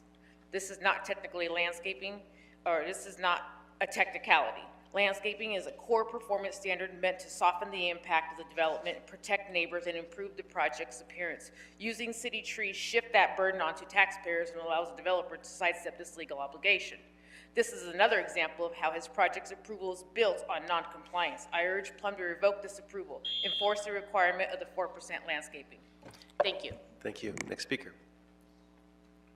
Good afternoon, Council. My name is Bob Mingle. I've lived in this residence for over 50 years. I've been there since I was 9 years old. You have a huge decision here. This is going to impact the city by allowing this to go in. This here is already, they're already putting them out elsewhere, and you have a huge decision right now to stop this, bring these ordinances back to the board, and start looking at these public benefits, these by right laws, neighborhoods and communities that these are being put into. This is going to disrupt, this will disrupt ours, but it'll disrupt all over Los Angeles. So we urge you, I urge you, my fellow neighbors here, this means a lot to them. Nobody's paying us like these people are being paid to come up here and speak to you and talk. We've heard them over and over again, and they come up with the same thing. This man just mentioned about the railroad tracks. Yes, railroad tracks are behind it. There's a community in front of it with children that play in the streets, people that ride their bikes, motorhomes in the street. In LA, there was just a motorhome that ran over children and killed somebody. And this guy's going to bring motorhomes into our residential area and allow this to happen in our neighborhood. Thank you. Thank you. I have to give everybody the same amount of time. Thank you, sir. Next speaker. Good afternoon. My name is Sandra Tanaka. I'm a 37-year resident of Green Meadows West. Fire lanes are not optional. They are a life safety requirement to ensure emergency vehicles can reach every part of a site. But here, the approved clear fire lanes are now narrowed to 15 feet. Or partially blocked by permanent utility pedestals, vehicles, and hardscape. LAFD guidelines recommend 24 feet for safe access, yet this site was built with lanes too narrow for two-way traffic, let alone for emergency equipment. In some cases, the only route in or out is a dead-end aisle shared by all vehicles. Allowing this design to open is gambling with lives. It is a violation of both the intent and the letter of the safety standards public benefit projects must meet. Thank you for your time. Thank you. Okay, is there anyone else here to speak on this item from the public? Okay, then next we will move to committee discussion, although we'll start out with Councilmember McCosker, if you want to come to the desk. If you can come to the table. So you're the author of the 245 motion, and this project is in your district. I want to give you a chance to present. Thanks very much, members. Appreciate the opportunity to be here today. I want to come back to what the issue is here. The simple issue is, did the city staff err in issuing the permit? Did they err in issuing the permit? There's a bunch of other issues, and there's going to be a lot of rounds to this following today. But did the staff err in issuing the permit? To have the applicant's lawyer come up and say, well, the staff says they didn't err, and they said it in capital letters, is kind of comical and absurd. The question is, did the staff err in issuing the permit? And this all revolves around two things. What is an RV park, and what does the public benefits ordinance say about RV parks? So we have section 14.00 that does say where, and words matter. This is the situation where words matter. Every word has to have meaning. That's the heart of statutory construction, is you can't just get rid of words that are inconvenient to you. We have to look at every single word. Where, not uses, not when, but where, that's spatial, that's geographical, not permitted by right, or by a conditional use permit pursuant to 12.24, and RV parks are not in 12.24 anywhere. The following public benefit uses, it's an important word here, uses, are permitted in any zone unless restricted to certain zones or locations. The uses shall meet the performance standards or a CUP is required. Let's set that aside because that comes into play in a minute. And so when we look at the different uses, we have the things that follow are cemeteries. There's no editorial on cemeteries. Density increases, we know what that means. Libraries, museums, police stations, governmental enterprises, there's no sort of qualifying language on those. We get to mobile home parks, which is not this, where any trailer or mobile home is permitted to remain longer than 1 day, and which were lawfully in existence on December 6th, 1986. I only say that not because it applies, but because it has a parallel in just a moment. You go to something, next one is parks, playgrounds, recreational communities, no editorial language, no qualifiers. Then we get to recreational vehicle parks and mobile home parks. They're grouped together. They're two different things, but they're grouped together. In the A, R, or C zones, where any trailer, mobile home, or recreational vehicle is permitted to remain longer than 1 day, and here's the important part, and which were lawfully created after the effective date of the ordinance adding this use to the code.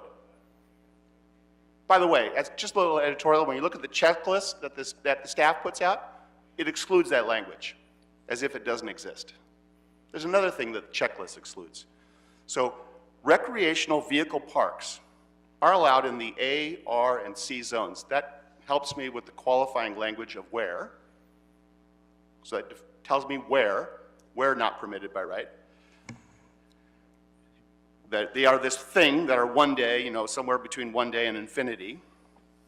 But what is created, that were lawfully created after the effective date of the ordinance adding this use to the code? That means there's two things. There's this code, and there's something else. Well, what is something else? I will tell you, when I went to law school, when I practiced land use, you begin with definitions. Everything begins with a definition.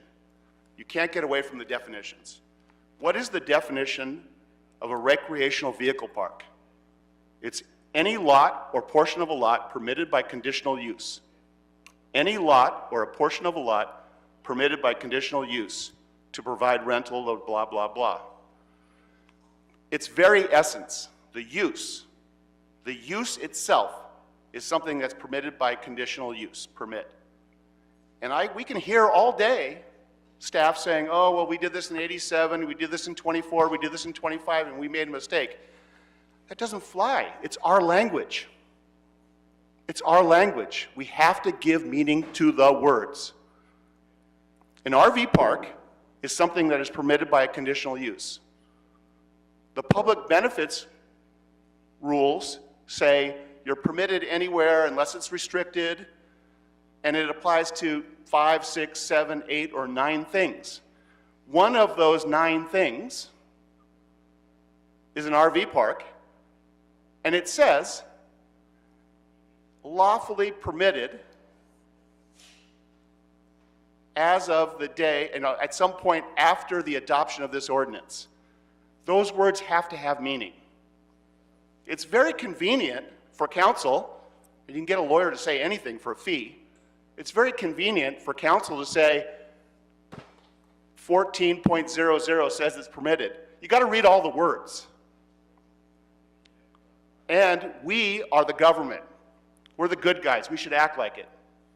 Those are our words. Our words have to have meaning. And just because staff made a mistake and issued a permit without requiring conditional use permit, and then everybody lines up hearing after hearing after hearing after hearing and says they didn't make a mistake, doesn't mean it's not a mistake. It just means they're saying it louder and in capital letters and underlined. And we know what that brings us in this country. We need to follow the law. This requires a conditional use permit. This permit was issued in error. This use requires a CUP. And if we don't mean that, then we should go and amend our code. And to have council say that there's I think what she was struggling for is to say subsequent remedial measure, that the moratorium we're thinking of adopting means that we are wrong. No, it means that it's unclear. And I'm willing to stipulate it's unclear. Of course it's unclear. People are arguing on both sides. One side's making a bad argument, the other side's making the right argument. We're entitled to clarify our code. Now, setting aside that issue, I think we're done with that issue. This was issued in error. It needs to be revoked. We're done with that issue. But if you don't accept that issue, we've had people come up in 1 minute and try to articulate all of the places where those standards haven't been met. We heard that standard 2 is not met, standard 5 is not met, standard 8 is not met. Utility islands are sitting in buffer zones, in the buffer setback zone. ADA parking has been removed to accommodate facilities, that there are discrepancies on many of these conditions. Now, I don't need to get there. I don't need to get there to require a CUP, but that also is enough. That also is enough. And I will say in the end, to hear folks say we don't know what this is going to look like, that we all shouldn't be afraid of what this developer is doing, I've seen what it looks like. The county has seen what it looks like. The county has had long, protracted administrative litigation over this issue, over this developer. And I have seen, and I don't know what process brought it to Wilmington, but I have seen what this developer provides. And it is not housing that is safe. It is not housing that is good for the residents that go in there. And you know what the fix would be? A conditional use permit. Because when you have a conditional use permit, you can impose reasonable conditions. I'm not saying this shouldn't be here. My friends in the community might be surprised to know I'm not saying it shouldn't be here, but it should have reasonable conditions. And you know what you lose when lawyers manipulate the code and say it's permitted by right? You lose any control the day after the thing opens. We need to make sure that we have reasonable conditions, and we need to make sure that they are enforceable, and we need to make sure we are protecting, first and foremost, the people that go inside the housing, and then the people that surround the housing. Members, words have meaning. The very definition of this use, the essence of this use, is permitted by a CUP. And to have the staff say, oops, my bad, we missed that, is not good enough. We're required to enforce our code.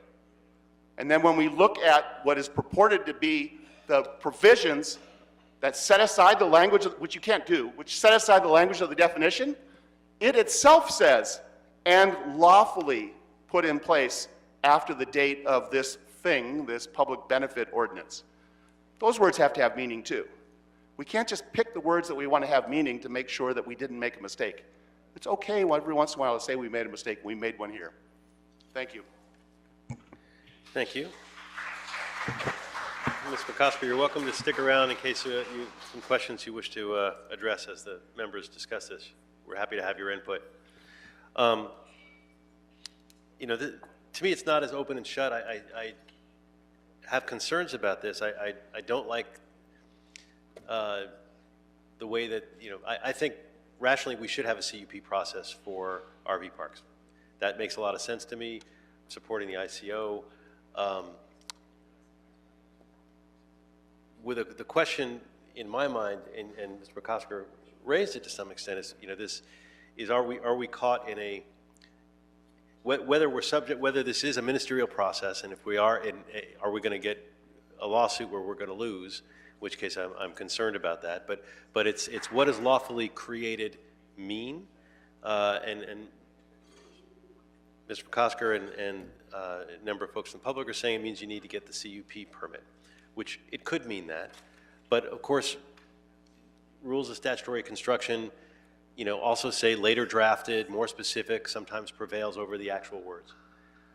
That's true as well. Whether the definition in the 2000 is an intentional thing, or whether that's an error of some sort, that the definition is just still out there, is creates this ambiguity that we're dealing with. So that's why this is, to me, is not an easy decision. Even though the way I look at it, I don't really. I would so much rather that we have a CUP process. But the question is whether we made the error and whether this is just ministerial. So I guess I'll start with having the department, or if the city attorney is willing to opine on this, that would be very helpful as well. Is there anyone from the city attorney's office that's willing to discuss this? Well, I haven't been working on this, but I think the planning department fully put forth its explanation as well as the other side. So I really think all the arguments are there. Well, but there's at the end of the day, there's a legal question here, which is the hard part, which is what, that definition is hanging out there about a CUP, and we're being asked to ignore that definition, but move to the more recent statute, which says that it's ministerial. And to me, there's sort of a conflict in the law there. Yeah. So ideally, I would hear from our city attorneys as to which one prevails and why. I guess I'll move then to the second issue that was raised, which is, okay, let's say we're not sure about the first issue. The issue of whether or not all the conditions have been met. Because if they haven't been met, then that kicks it to the conditional use permit. So I'd like the department to weigh in. There were a number of issues, very specific issues, that were raised by the public and by Mr. McCosker, ADA, as well as issues of counting the landscaping and those kinds of things. If you could address those specifically, the issues that have been raised about why this is not, why the conditions have not been raised, that would be helpful for this committee. This is Associate Zoning Administrator Jack Chow. I think the appellant has mentioned that the utility plans or certain type of landscaping plan is not meeting the performance standard. But those are just the plan, and the permit hasn't been issued. So at the final check, I believe the LADBS will have to make sure the applicants submit a plan that will have to meet the performance standard. There are incidents where the plan does meet the standard, but the operator or the applicant does not construct the park or the project conforming to the plan, then that's an enforcement issue. Planning department were not the ones that review the plan. It is the LADBS. So LADBS should have a much clear information regards to that. They also have an enforcement arm. Inspectors, they can go on the site and then take a look at the site to see whether there's already a pre-construction and permitted pre-construction, then that will be a violation. Okay, well, but not everything can be cured beforehand, right? Aren't there elements of the conditions that have to be met prior to issuing the CUP? I mean, prior to issuing the ministerial approval? This is Lisa Weber with City Planning. My understanding is that the applicant did submit for a supplemental building permit with DBS that did correct the matters. And so my understanding is that going forward, they would be in compliance with all of those standards. But I know that DBS is holding on any action at this time. I mean, is DBS here? I don't know if we have a representative from Building and Safety here.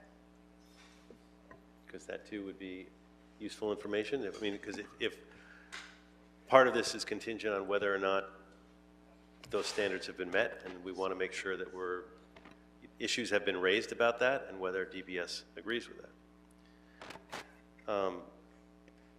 You know, I still have the legal question about the failure to change the definition in 2000. Was that an intentional decision or a Scrivener's error?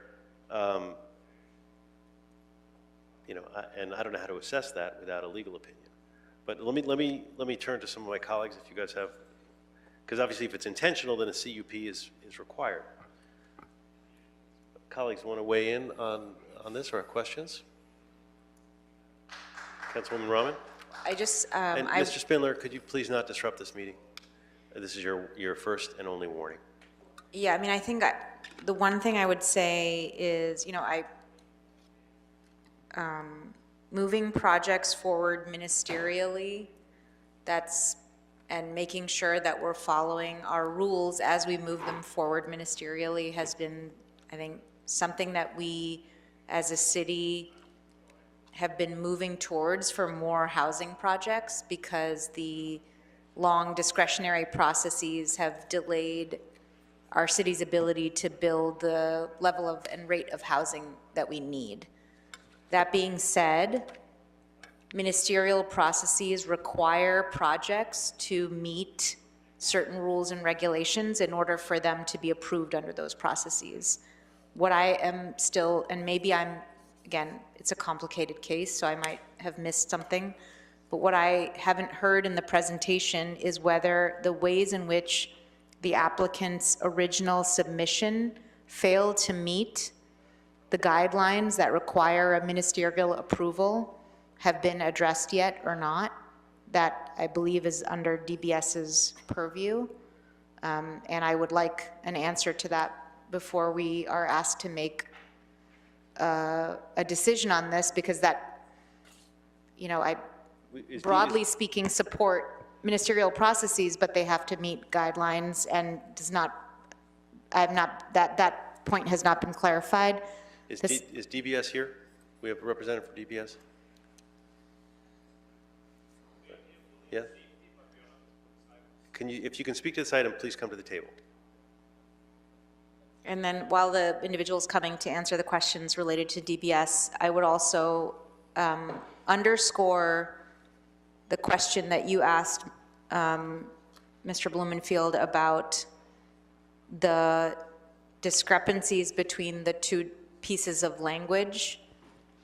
Again, we do have to follow the law, as Councilmember McCosker said, but I feel, again, like I need a little bit of guidance from our city attorney about what exactly the law is. I'm very eager to follow the law for our housing codes and ensure that housing gets built. And I do want to say, you know, mobile home parks are part of how we add to cheaper housing stock in the city. They're important. I think we should be creating good language in our code that allows them to be built, that make sure that people who want to operate them are able to operate them here in the city of Los Angeles.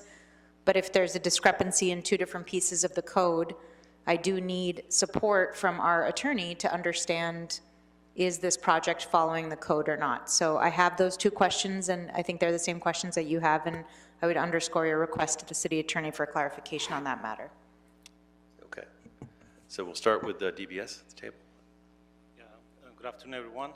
My name is Farooq Cesar. If you could pull the mic closer to you. Yeah. Can you hear me now? Yeah, better. Thank you. Yeah, my name is Farooq Cesar. I work for Building and Safety, Government Community Relation Group. I apologize, I wasn't here for this item, but since you called for Building and Safety, we are present. Yeah, pull the mic closer. Yeah, closer. Pull the mic down a little bit. Okay. Now better? Much better, yeah. Yeah, good afternoon again for everyone. We are here actually for item number 16 for single exit provisions, and we were not ready for, wasn't called for this item. I apologize for that. But I know this RV parks and then mobile home matter is complicated and has some ambiguity and could need some clarification. But I need to study that to answer your questions. Okay, so you can't answer them now in terms Exactly. of... Okay. And I agree with Ms. Rahman that they're kind of critical questions for us to have before we move one way or another on this item, as is the legal question about what the failure to change the definition in 2000, whether that was intentional or an error, and what that means. I know we have motion to clarify this, but we have to deal with with what's before us. We have a pending case. Colleagues, any other questions? Mr. Nazarian. More of a comment than a question. Listening to everything so far, I'm willing to support the council member in his attempt to best protect his residents in his council district. So I, even in the face of a potential lawsuit against the city, just because the law speaks to an issue doesn't necessarily mean that it's correct. We see a lot of directives, a lot of state legislation. I was a state legislator myself, and many of my colleagues voted to support some of the legislation that allows for more housing, agree with more housing, but not in the way that it was passed, because it completely redefines all the work that has gone into planning. We've seen executive directives that are now potentially create liability in communities as well. So if this item doesn't get continued, in order to answer some of these questions, I will be supporting it today, but very interested to hear what the outcome is and whether it's going to be continued for better clarification or not. Okay. And maybe tell us a little bit more, how do you determine if the project meets the standards with the plan? Tell us about that process. Planning or either way. Basically, on the site plan, it has to show the conformance to each conditions. For example, if performance standard number 3 is to provide 5 feet landscape buffer setback. On the plans, it has to show 5 feet landscape buffer setback. So it's simply just looking at the plans against the performance standard. That's all there is. But you were saying earlier that there could be some things that are not on the plan but are going to be cured later, and that's... Correct. Because of building safety, they have a plan check correction, so that whatever is not complying to the standard, the plan check engineer will circle it and then give the correction back to the applicant, and the applicant will submit a revised plan back to the DBS. But that sort of, for this project, I think it's important for the plan check engineer to answer, to give you a very accurate answer. Well, because it's not compliant with all of those until all those things have happened, right? Because otherwise, there's no point in any of if everything can be corrected down the road, then it's kind of meaningless to decide. It in has to advance. comply. Before DBS can issue a permit, everything has to comply. Otherwise, the department will not issue the permit. And this Okay, is but, Lisa. but at the same time, you're telling us the department did issue a permit. No, no permit has issued. Okay. No permit has issued. The appellant, the residents appealing a permit application at this time. There is no permit. Typically, the building safety appeal, an appeal is to appeal a decision, something that has already been issued. In this case, nothing has been issued. The appellant is just appeal an application at this point. Okay. Colleagues? Because my inclination on this, I mean, is to continue this to get the information from DBS. We need very specific answers to that. And I'd Councilman- also like to have our city attorney. Councilman, you cannot, because this is here on a 245, and there's a strict deadline to act for the council to take action, which is August the 20th, unless this committee has a special meeting before August the 20th. Councilman Rahman? I would also request that if we need to schedule a closed session for the city attorney to provide their advice, that we should be providing them that opportunity as well, given the litigation already at stake here. I'm sorry, say it again. I just said if we need to schedule a closed session because of both the existing litigation and threat of future litigation, for the city attorney to provide their advice, I would respectfully request that as well. Now, the other thing is we could remand this to the commission, right? Yes, that's your other option. And walk us through that option. So you would veto the matter and refer it back to the underlying... I'm sorry, say it again. You would veto the action, and you would remand it to the underlying body, which I believe was the City Planning Commission that acted? Okay, and then they can then evaluate this again with these questions that we put forward. Yes, sir. And then, obviously, if they come to the same conclusion, it will come back to us. Yes, sir. It will come back to us, or we have to Yes, 245 again? because they're rehearing it, so they have to transmit that action back to Plum. Okay. I think actually that would make the most sense, to remand it, and then they can take that action. And then that doesn't put us in the middle of a lawsuit right away, as some actions might, but that would give us another bite at the apple here. Sorry, Councilmember, I appreciate that, but if I could just interject, I think our duty is to evaluate this question that's before us.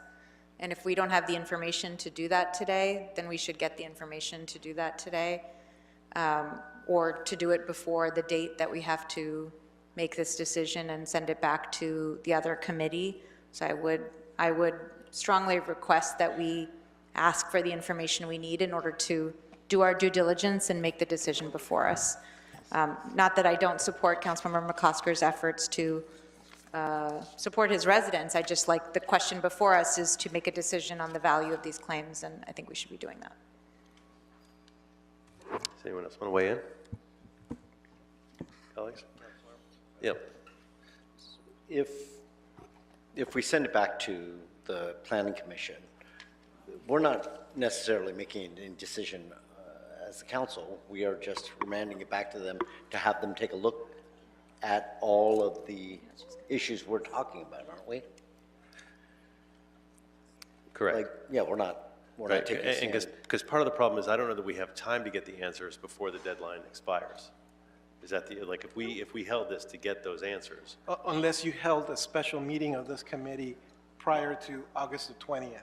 Right, which I don't know that that's going to happen. I would be happy to do that if we need to. As opposed to if we remand it, it still is going to get considered again, and we still will have the chance to do our due diligence in front of, because I expect them to ask the same questions and very likely send it back to us. But I do see your point. And if I could just say one thing, it lengthens the process considerably and it's already been a long process. I think our responsibility is to consider the claims before us and to make a decision, and I would support that. Mr. Nazari. I appreciate wanting to get an expedited response, or at least a timely response, but if we're stuck in a place where we're not getting the best response that we can defend either legally or move forward with, knowing that we're comfortable with the decision, then it's probably best to allow the Planning Commission that was the arbiter of the first decision to go back at it. They've heard this, they know what our concerns are, and then it can come back to us again. So I actually do agree with that. Unless if there's an attorney available or someone from Building and Safety who can respond to the question or clarify this position better, but I'm in agreement to at least allow this to go back and get further consideration from the originating commission. Okay. I agree. Okay, so let's there's no right answer on this, but let's vote on that option, which is to remand it back to commission.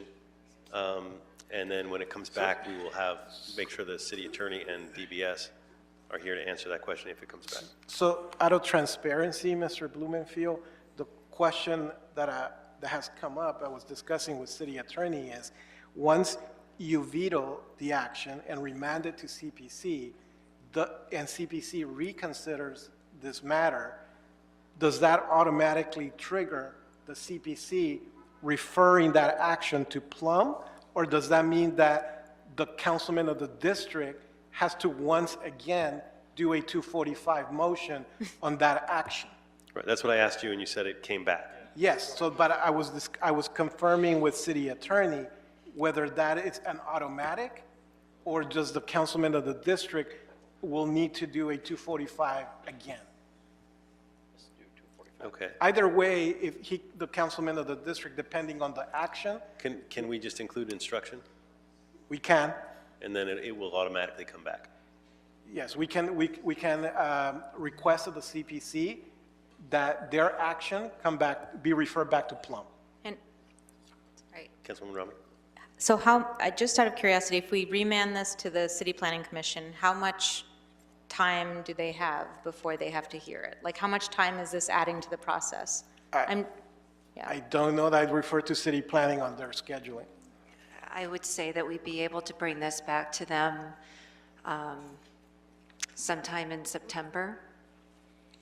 Rather than us asking for additional information next week and potentially saying we've satisfied these questions, I'm just saying it's adding a lot of time to the process. Sorry, Councilwoman, the other option is to request or ask those questions formally of city attorney and building and safety, and today's action, you can take the action to submit it to the city council without recommendation.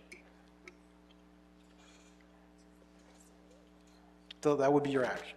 We can do that, but then it would go to council, and would it have to be heard again? Yes, so in council, you would have to have the public hearing because you're submitting it without any recommendation. And then those questions would be embedded in the committee report of city attorney and building and safety. My colleagues will love that.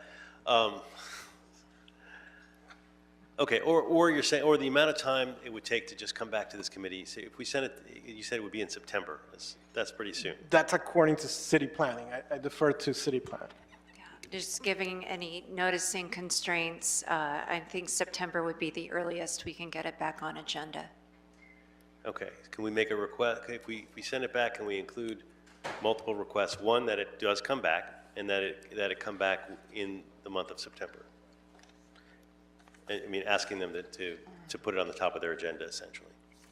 We can include those in the letter, or however the city clerk transmits its communication to the underlying body, indicating that this committee has decided to veto and remand it. I don't know the mechanics of how the clerk does that and refer the matter back to CPC.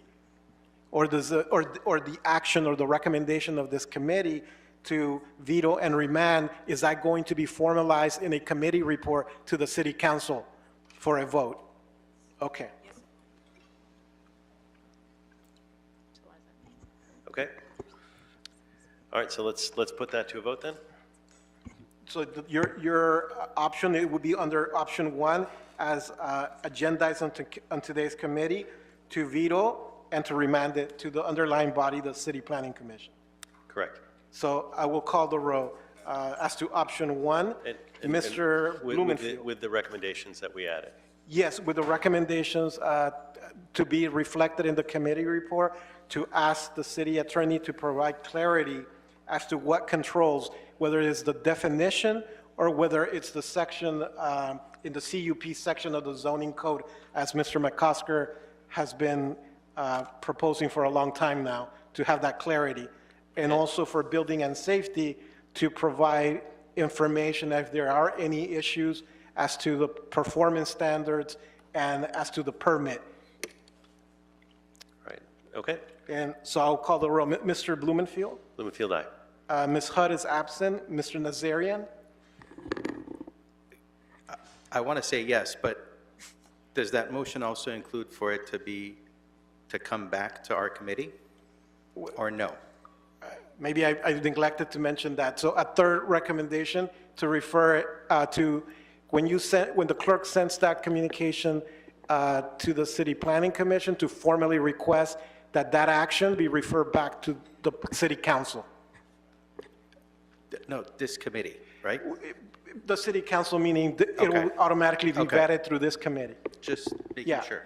All right. Yes. So with Mr. Nazarian's additional instruction. So that would be a yes. Mr. Lee? Aye. And Ms. Rahman? Again, only because I think we have an obligation to act quickly on addressing the community's immediate concerns and the developer's assertion that this is a by right project and we have the time to schedule a meeting. I'm going to say no. I think we're punting on our obligations as a committee, but I understand what's happening. Thank you. So the vote is 3-1 and that carries. Okay, thank you. Okay. All right, that takes us back to item number 10. Thank you, everybody. If you could read 10 into the record. Yes, item 10. Item 10 is a categorical exemption from CEQA and a report from the City Planning Commission and 2 appeals that were filed by Supporters Alliance for Environmental Responsibility and Lincoln Heights Preservation Coalition, and they are challenging the approval of the environmental clearance to construct a 7-story, 184-unit property with 47 units reserved for low-income households, and the project is in CD 14. Okay, thank you, and we'll have again, the Planning Department present the appellant applicant, and if there's any comments from the Councilwoman Murado's office, and then we'll have we'll do members of the public, and then Murado's office, and then committee discussion. Good afternoon, Commissioners. Heather Blamers with Planning. As mentioned, item 10 involves 2 appeals of the CEQA clearance related to the approval of a density bonus project consisting of 184 dwelling units, with 47 of those units being reserved for very low-income households. This project is located at 3601 Mission Road in the Lincoln Heights neighborhood in Council District 14. This appeal has been continued numerous times to give the applicant time to prepare additional materials related to the speculated site contamination. As a result, a Phase 2 ESA report was prepared to determine whether the project site contains soil contaminants.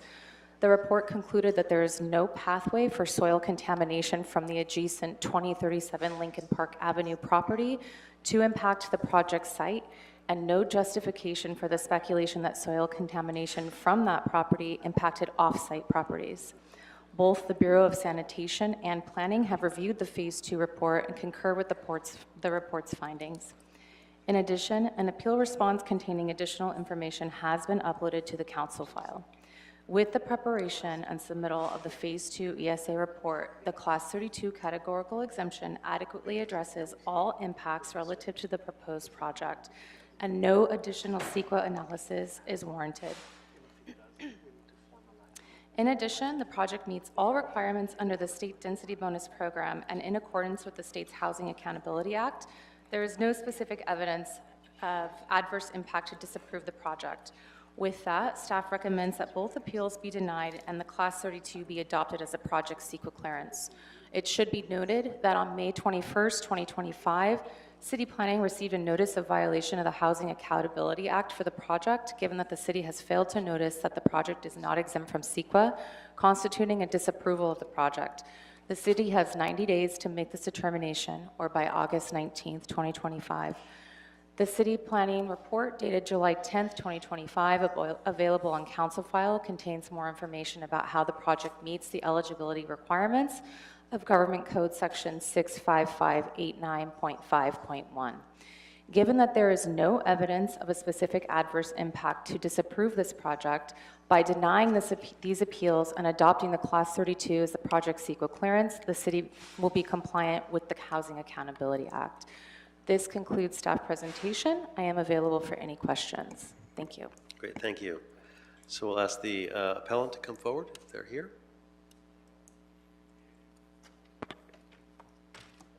You have 3 minutes. Hello, we request more time. We have to keep the same policy. It's 3 minutes. All right, per thank you. appellant. We are the Lincoln Heights. Is there more than one appellant, or you? Yeah, there are 2 appeals, but we're splitting time between. Yeah. You can, each appeal can have 3 minutes. So right. You can split your time within those 3 minutes between multiple parties, but each appeal gets 3 minutes. Right. Thank you. Okay, so go forward, and you have 3 minutes. We are the Lincoln Heights Preservation Coalition. We have submitted an appeal against this highly dense project in our community, which is the oldest suburb of Los Angeles. We are predominantly low-income immigrant community. We submitted the appeal, and we believe it should be granted because the proposed project cannot rely on a Class 32 exemption to CEQA because it violates CEQA requirements that have not been met. To rely on a Class 32 exemption, the city must also prove the project would not result in any significant effects relating to traffic, which we believe that the city has not proven, nor the developer. To rely on a 32 class exemption, the city must further demonstrate that the project is consistent with all applicable land use policies and regulations. This project is in violation of the Northeast Neighborhood Plan and therefore does not meet that requirement. The city also cannot use any categorical exemption when a project may have significant impact on the environment due to unusual circumstances. We have submitted report that there are federally endangered species on this site that will have significant impact from this project. Here at this site is surrounded by former industrial sites that were found to have toxic soils and groundwater that required remediation. The soils in the groundwater located at only 15 feet below ground and in the area where the parking is to be planned. Disturbing these soils in the groundwater would absolutely impact. The developer tested only the first 2 inches of soil, which is superficial and not enough. Further, our community of Lincoln Heights is facing high eviction rates, displacement, and ICE rate abductions. These luxury market rate units will not benefit our community nor Los Angeles needs. The affordable units are lottery-based and are still not within the affordability bracket our community falls under. Our city continues to deny deeply affordable projects like Venice Dell and favors dense luxury units that are sitting empty. We are causing the housing crisis. Los Angeles is at the forefront of the homeless crisis in this country, and we need to do better, and I'm passing it off to my colleague. Just really briefly, I want to add some findings that aren't in the written report. What we haven't looked at is the fact that this is part of a habitat corridor that runs throughout all of Northeast Los Angeles, and it's a growing movement within the area. It encompasses El Sereno, Mount Washington, and it connects with the Arroyo Seco and the river and Griffith Park, which all connects to the Verdugo Mountains. There are 200 species of birds that migrate through there as a result of the park and the marshlands that used to be historically. There are 5 protected trees, and the 7-story building is going to be encroaching on habitat. There's more to it, but that's all I have time for. Thank you. Thank you. have a second appellant. Welcome, and you have 3 minutes. Good afternoon, members of the Plum Committee. My name is Trace Preciado, and I am here on behalf of Supporters Alliance for Environmental Responsibility, or SAFER, and its members living, working, and recreating in and around the city of Los Angeles. SAFER respectfully requests that the committee grant the appeal and refrain from approving the Mission and Lincoln project at this time. SAFER urges the city to direct staff to prepare a mitigated negative declaration or an environmental impact report for the project because it does not qualify for the infill exemption. A project does not qualify for CEQA's infill exemption where there is substantial evidence that the project will have any value as habitat for rare, endangered, or threatened species.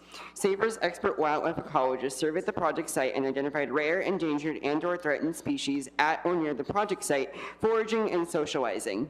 For example, SAFER's ecologists observed Allen's hummingbird, a rare species designated as a bird of conservation concern by the U.S. Fish and Wildlife Service, foraging on the project site. SAFER's ecologists also reviewed South Environmental's biological report, which included a site survey. However, SAFER maintains that substantial evidence exists in the record that the project site has habitat value for rare, endangered, or threatened species, and that the city cannot rely on the infill exemption to proceed. SAFER therefore respectfully requests that the city not proceed with the infill exemption and to instead prepare an MND or EIR to adequately assess and mitigate these impacts. Thank you. Thank you. Okay, that's the appellant. Is there a representative from the applicant here? Welcome. Hi. Hello. We're both representative of the applicant. Okay, so you have 3 minutes to share any way you like. Good afternoon. Elizabeth Peterson, applicant's representative. I wanted to give you a little background. At the meeting of May 25th, 2023, the Los Angeles City Planning Commission approved a conditional use density bonus compliant review, zoning administrator's adjustment, and site plan to permit housing development of this project consisting of 184 dwelling units, 47 units reserved for very low income households. And the project was also found under the CSP qualifications for a Class 32 exemption under CEQA. The CPC's letter of determination was issued on June 20th, 2023, and the appeals were filed on June 29th, 2023, nearly 26 months ago. The development has no state, local, or federal funding. Prior to the filing of this case, there was plenty of outreach for the community. The mixed income housing contributes to the well-being of communities and individuals. Mixed income development fosters inclusivity.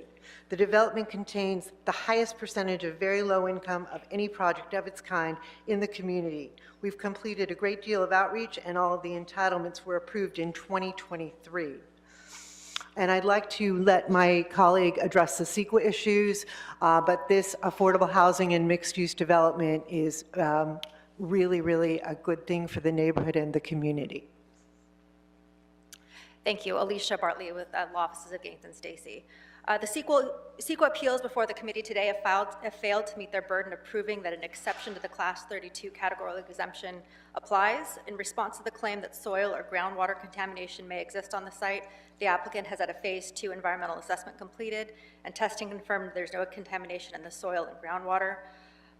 In response to the claim that the site has value for special status species, the applicant's biologist has concluded that the site lacks native habitat and any source of water. The existing landscaping does not provide the necessary foraging or covering required for this species to persist on the site. The project denial in this case would be a clear violation of the Housing Accountability Act, subjecting the city to potential penalties and fees. The applicant has given the required notice under the Housing Accountability Act, which required a 60-day public comment period. No substantive comments were received during that 60-day period. We respectfully request that the appeals be denied and that this project finally be allowed to proceed. Thank you. Okay, next we'll move to the public. Each member of the public will get up to a minute. Anyone who wishes to speak on this item, come forward. My name is Danielle. I'm born and raised in El Sereno. I went to high school in Lincoln Heights, and I'm here today to oppose one of the many horrendous gentrification projects in my neighborhood, particularly 3601 Mission Road, which is in walking distance from my home. Many of the folks here opposing this development will be speaking about this project in detail, but something I want to emphasize is the complicity of our local government, greedy landlords, and predatory developers who line their pockets through so-called luxury developments like 3601. I would know. I lived under Jose Huizar, something John Lee would know about. In case you haven't noticed, the people are rising up, and we will continue to stand up against gentrification and the destruction of our neighborhoods for profit, using these bland and unseasoned luxury developments where more than half of the units will sit empty for years and that are also a complete eyesore. So stop using the manufactured housing crisis as a justification to continue to line the pockets of the rich at our expense. Thank you. Thank you. Next speaker.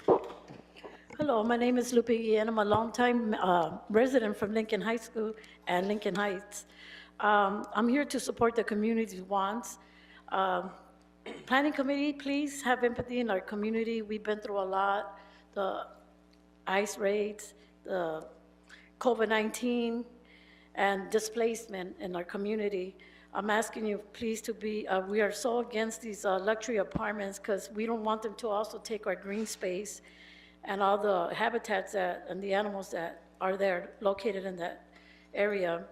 Also, we don't want them to take our local parking because they want to make 184 units and only 48 parkings. Bad enough, USC already takes Valley Boulevard and takes all our parking from Lincoln Park. And we're just asking you to please consider and have empathy for the Lincoln Heights community. Thank you, and God bless you all. Thank you. Next speaker. Hi, everyone. My name is Memphis Perez. I'm from the Lincoln Heights Neighborhood Council. I'm the business rep. I live across the street from Lincoln Park where such projects is intended. Projects like this 7-story luxury building in the middle of a minority populated community that has no other building nearby are a humiliating sight of gentrification for the locals facing exodus. In the middle of this development are long-term tenants that will be forcefully displaced from their communities. USC expansion has targeted on all buildings in front of Lincoln Park, including mine. As it is, USC students are taking our apartments and displacing the community. When the landlord gets offered more rent money for the same apartments, they tend to find ways to evict long-term tenants, and they create illegal evictions. Those affected are always elderly and migrant families. The USC promotion of this type of projects creates a vacuum in the area for tenancy, and the local population gets excluded from the competition. Their actions are causing our community to disappear due to the lack of affordability, but not, hopefully, from a lack of representation. Thank you, council members. Please choose community. Next speaker. Thank you. Mr. Chair, I'm reading the community impact statement for the Neighborhood Council of Lincoln Heights. Okay, so the community impact statement, you can get 2 minutes instead of 1. Go ahead.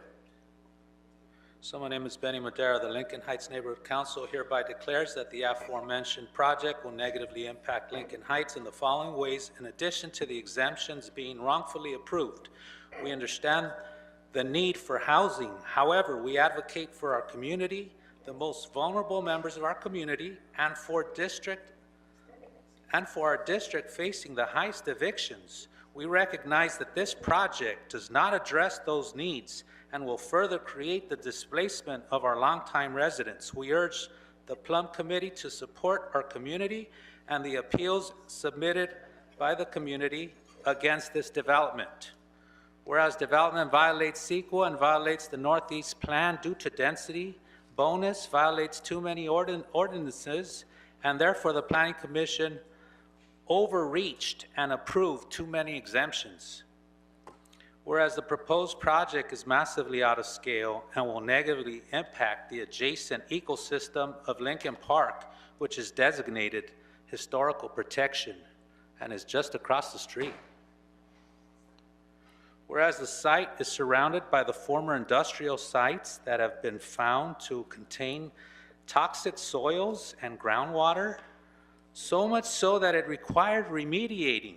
It is unlikely that the toxic substances were confined to property lines. The developer refers to the soil as affected soil in their application. Due to these reasons, this project does not qualify for Class 32 exemption as granted by the City Planning Commission Board.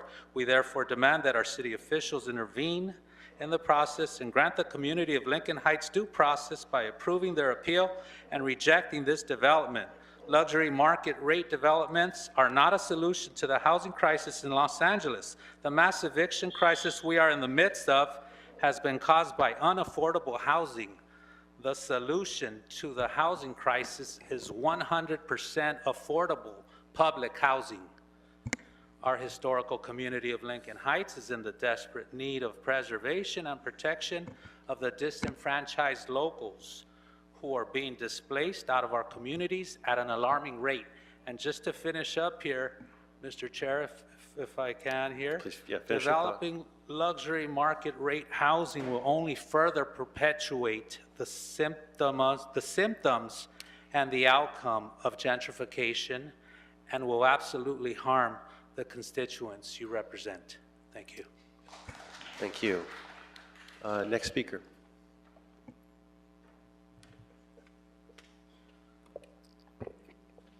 Hello, my name is Fernanda Sanchez, and I am born and raised in Lincoln Heights, and I do a lot of environmental work in our community. The item number 11 that we heard prior to this item, you all spoke about following the law and making sure that certain requirements were met, and I believe that that same logic applies to this case, as we are arguing that CEQA requirements are not being met, and we have provided substantial proof for that. To provide some context, in the last year of 2024, our controller, Kenneth Mejia, published data showing that our district had the highest eviction rates in all of Los Angeles. I want to be clear when I say that our community of Lincoln Heights is being gutted left and right. We are seeing people, families that are living in the street, and they will not be able to afford these luxury condos. In addition to that, anything that is affordable is lottery-based. It is not realistic that this will meet the needs of our community and will further harm the constituents of Los Angeles. Thank you. Thank you.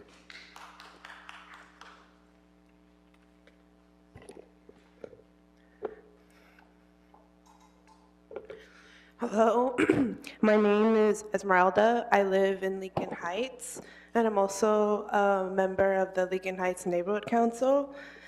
I oppose this luxury apartment development. Our infrastructure is too old to support a huge project. Mission Road residents have plumbing problems. Our neighborhood used to be industrial. I actually live in the leftover industrial part of Lincoln Heights, not too far from the Avenue 34 development that has toxic soil. I have personal experience with high-rise apartments. I live next to 4. Our street gets closed down often for plumbing work. Before those apartments were built, it was way less often. And our neighborhood, this project disturbs our ecosystem of endangered bats and requires removing 5 protected species, tree species, the sycamores. And our neighborhood is low income with the highest rate of evictions in the district. And on top of that, our neighborhood has been targeted by ICE several times. This development will hurt our community. Mixed income neighborhoods don't stabilize themselves. They displace the poorest in the neighborhood, and that's not stability. Thank you. Thank you. Next speaker. Hello, my name is John Urquiza, and resident of Lincoln Heights, also known as the neighborhoods. I want to say with this, the USC campus expansion, you're a new panel and you've not had that case before you. It was voted on back in October.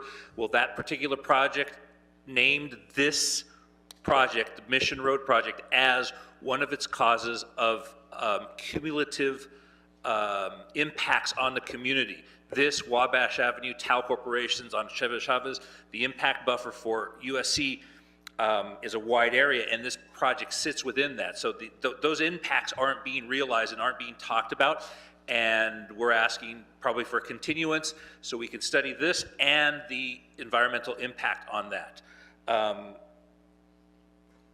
That's it. The DTH is the Discovery Translational Hub was going to bring in 800 to 1,000 employees to that project, and this is where they're going to live. That's the impact. So it's not just one developer, it's multiple developers, and that's a cumulative impact that you need to review. Thank you. Thank you. Next speaker. Good afternoon. My name is Will Wright. I work for the Los Angeles chapter of the American Institute of Architects. I'm here to support an all-of-above approach to our housing challenge. And I also want to encourage council to look at this exact housing project as an example for how the City of LA's appeal process might need to be reformed. Because 2 years ago, private money wanted to build housing, and we want housing in LA, and it's 2 years later and the housing is still not there. Why would any private developer want to invest in Los Angeles if it takes over 2+ years, 3+ years, 5+ years to make housing possible? So I do encourage you as leaders of this city to look at the appeal process and identify proactive reforms to ensure that we continue to attract investment. Thank you for your leadership. Thank you. Great, thank you. Next speaker. So I just want to know, raise your hand if you got paid off yet. Did you pay off the building inspector yet? Because there's 3 things you need to do to get any project done. You got to pay off the council member, donate to the office holder of the council member, and you got to pay off the building inspector. As long as you check the 3 boxes, you can build anything you want, Bob. Any goddamn thing. You don't give a fuck about the community. You don't give a fuck about El Sereno. You don't give a fuck about anybody. This has already been pre-decided. It was decided behind closed doors with the noodle. It's all a sham. You guys on your criminal enterprise have to start covering your ass. The FBI is looking into all 15 council offices.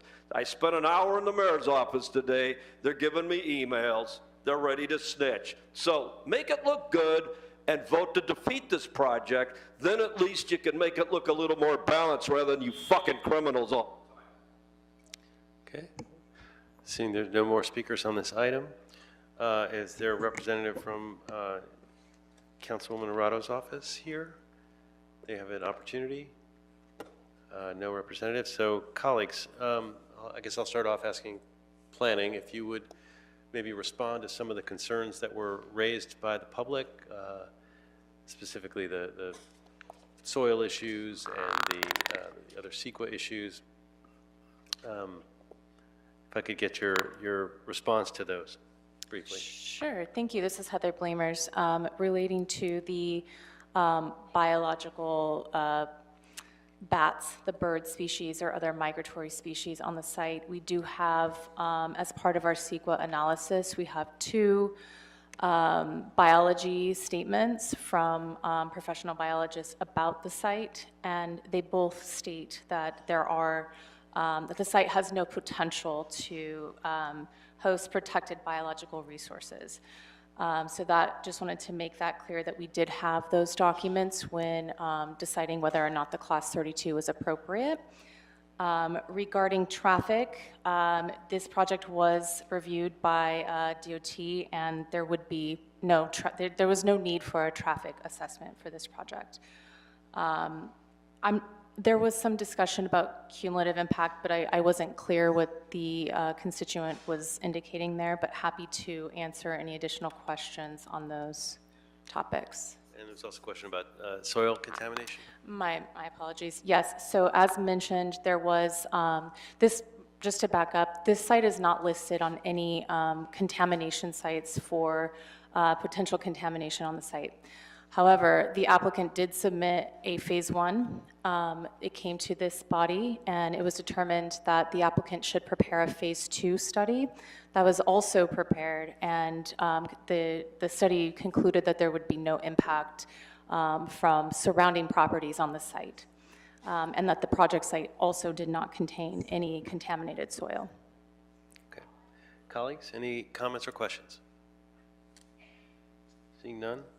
I'm going to recommend that we deny the appeals filed by, 1, the Supporters Alliance for Environmental Responsibility SAFER, as well as the Lincoln Heights Preservation Coalition, thereby sustain the determination of the Planning Commission to approve the environmental clearance, a categorical exemption from CEQA for the construction of a new residential development with 184 residential units, 47 of which are very low-income units, for the property located at 3601-3615 Mission Road, and 2010-2036 Lincoln Park Avenue.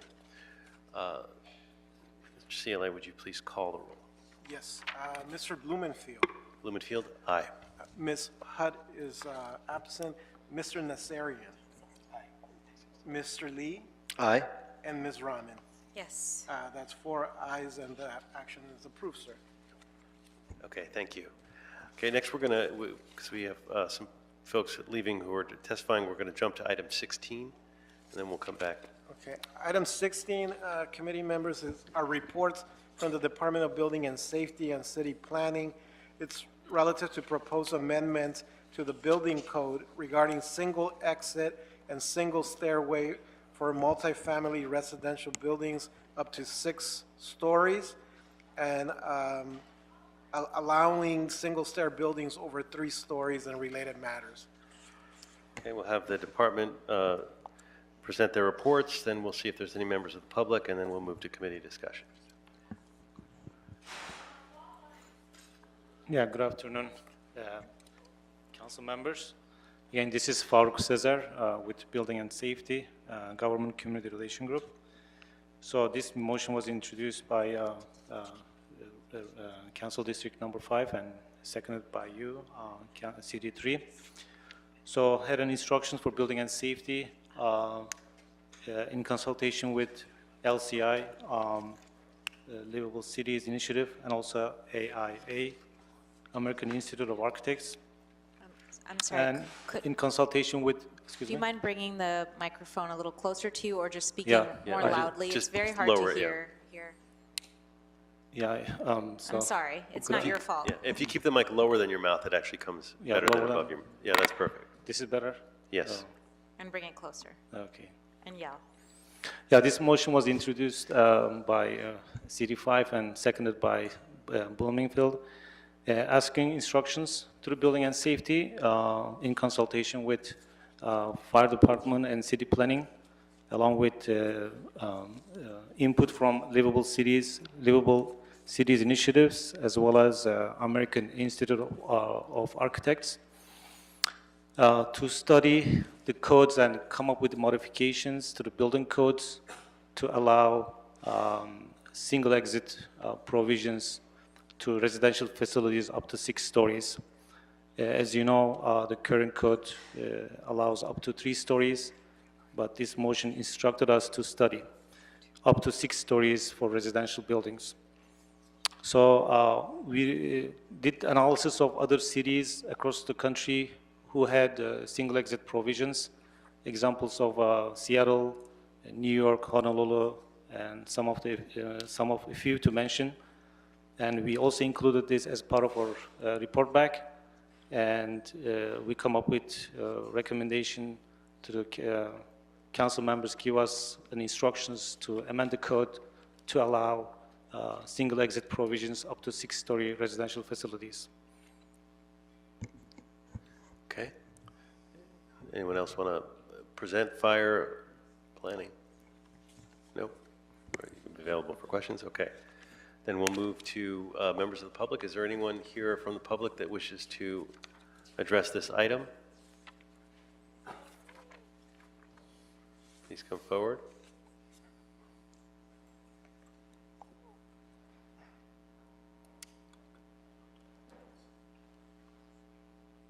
Hi, good afternoon. I'm Tony Gittleson. I'm the Brookside representative to the Greater Wilshire Neighborhood Council, and I'm the co-founder of the Livable Communities Initiative. This is a reform that's long overdue in Los Angeles. In the 20s and 30s and 40s, single stair was a very popular, successful vernacular for courtyard housing, and it can unlock, thousands of small lots across LA. And you probably know, in my area, Greater Wilshire, there's a growing coalition to develop North Larchmont Boulevard with this kind of vernacular. So I hope you'll unanimously endorse this report. It could be really consequential, because if we can build affordable housing on North Larchmont, we could build it across LA. So this could be hugely consequential. So thank you very much. Thank you. Next speaker.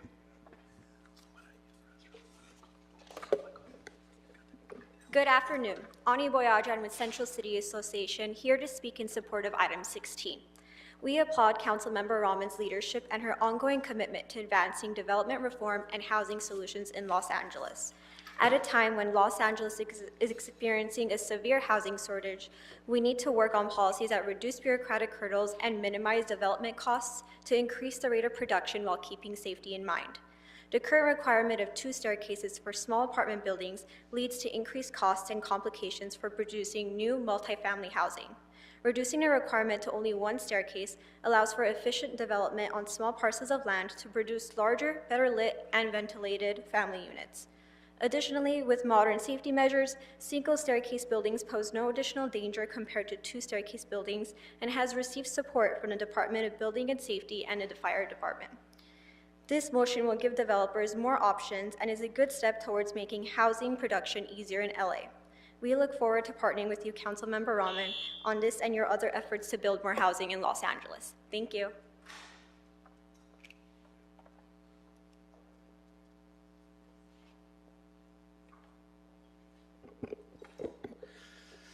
Good afternoon, council members. My name is Azim Khan Malik. I'm the executive director of Abundant Housing LA. We are a nonprofit organization dedicated to advocating for more housing at all levels of affordability throughout LA County. We are here today to speak in support of item 16. North American building codes, LA's included, have long included an outdated, over-engineered requirements to include 2 means of egress in multifamily buildings, and is shown in many other parts of the world, including throughout Europe and Asia and Canada, and an increasing number of American cities. Not only is this simply not required to ensure safety, but it leads to worse urban design, worse street life, and small, dark units that are unlivable. Reforming these single egress, we urge you to move this forward. Thank you very much.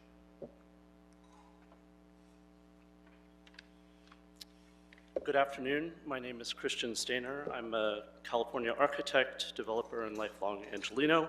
I'm here today to announce my strong support for the city to adopt a single stair ordinance as item 16. This is a common sense reform that directly addresses our housing affordability crisis. While Los Angeles is known for its single family neighborhoods, we also have an equally important legacy of multifamily housing, such as courtyard apartments and mid-rise 4 to 6 plexes. These buildings provide affordability and a scale that our city is known for, but building more of them is currently hampered by antiquated building code. The requirements for multiple stairs is a legacy code that does not reflect the current realities of fire technologies, modern sprinkler systems, and smoke detection. This is not an abstract issue. Cities like Honolulu and Seattle, which also have fire and earthquake potential, have made their codes reflect reality, fire science, and proven technology.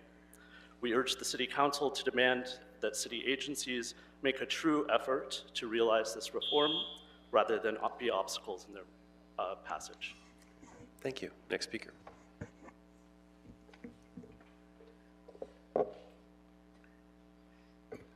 Good afternoon. My name is Courtney Alicia Miles, organizer representing Abundant Housing LA, here today in support of item 16 and urge you to support the motion and work to continue expediting necessary reform. I want to emphasize that single stair does not sacrifice any safety hazards. LA's current code requirement for 2 stairways per building means that almost all new multifamily housing must be built on large sites. 17% of renters already live in overcrowded conditions, and this policy represents a critical step forward in expanding housing availability. Thank you. Thank you. Next speaker.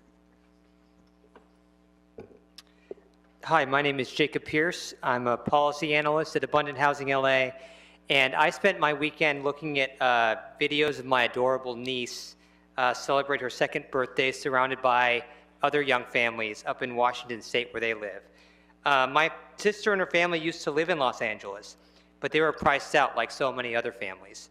My fiance and I think about having kids, and we want to stay in LA, but we need to be able to afford to. Item 16 on today's agenda would continue to the efforts to legalize single-stair apartments up to 4 units per floor, up to 6 floors. This would make it easier to build more homes and specifically more large apartments suitable to families. And it will be done safely. Buildings with 2 staircases are no more safe than those with just 1. please support the staff recommendation from Department of Building and Safety. Thank you so much. Thank you. Next speaker. Hi, my name is Lindsay Sturman. I'm the co-founder of the Livable Communities Initiative, and thank you so much for taking this up. The LCI advocates for residential over retail, high-quality courtyard buildings in gentle density, 3 to 5 stories along commercial corridors, and single staircase unlocks this typology, which creates a streetscape. Residential over retail also creates walkability, which helps traffic and climate, and also creates beautiful buildings and high-quality family-sized units, which brings along stakeholders and skeptics, so we can create a pro-housing consensus in the city. This simple code change is legal. It creates safe or safer buildings, so we urge you to support it. Thank you. Thank you. Next speaker. Good afternoon, council members. Corey Smith on behalf of the Housing Action Coalition. We're a statewide housing industry funded nonprofit that advocates for more housing at all income levels. And we think about ownership and rental. We think about big buildings and small buildings. And, you know, obviously everybody that came up here hammered home, I think, one really key point to this, which was in order to get the smaller buildings that actually already exist in our cities around the state, we have to have this sort of reform. We've been very involved in Sacramento with these reforms and giving cities like what you have the opportunity to push this locally. We're involved with a number of different single stair efforts around the entire state of California. But the leadership that is being displayed here today by taking this item, considering it, wanting to get it right, honestly, you're ahead of the curve in regards to housing leadership in California on this item. And so really appreciate the item, really appreciate you all putting it forward in your leadership, and want to be helpful in whatever way we can to make sure this is done the right way. Thank you very much. Thank you. Next speaker.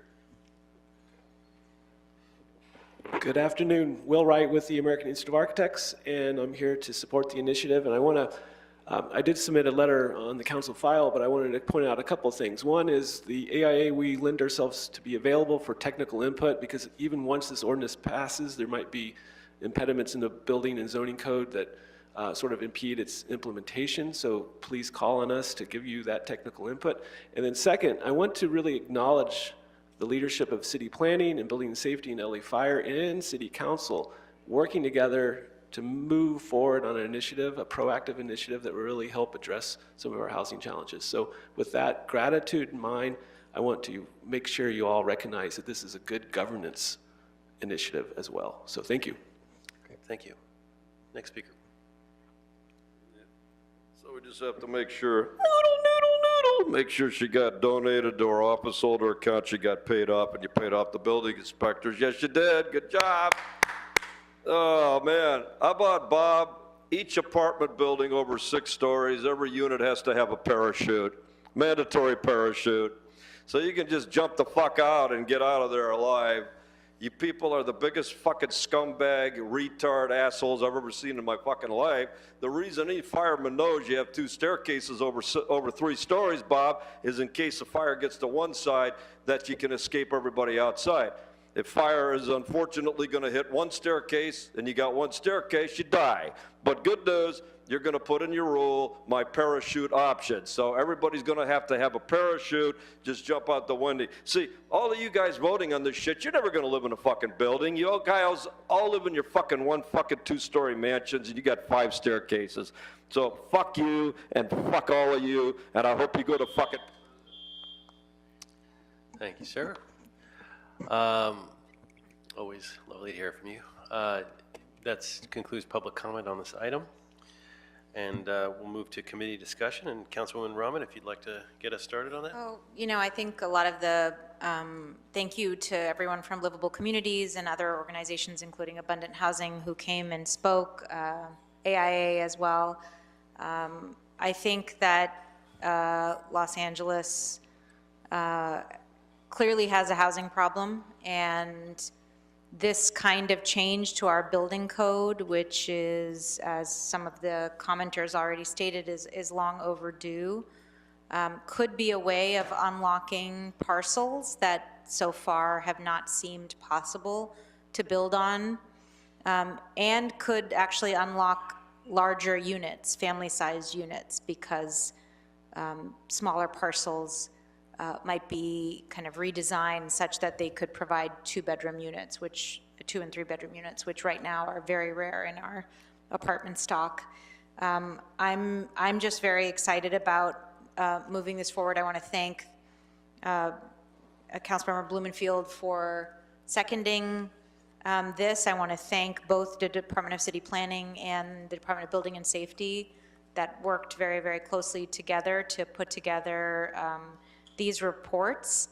And I'm hopeful that given some of the deadlines that we're facing on changes to building codes, that we can move this forward quickly so that we can make these changes in a timely fashion and ensure that this kind of building can be built moving forward in LA. Thank you. Okay, I know the hour is late. I mean, I'm excited about this as well. I mean, and I think there's great possibilities. Mr. Nazarian, did you want to say something on this? Very briefly, I'm not going to be supporting this measure today.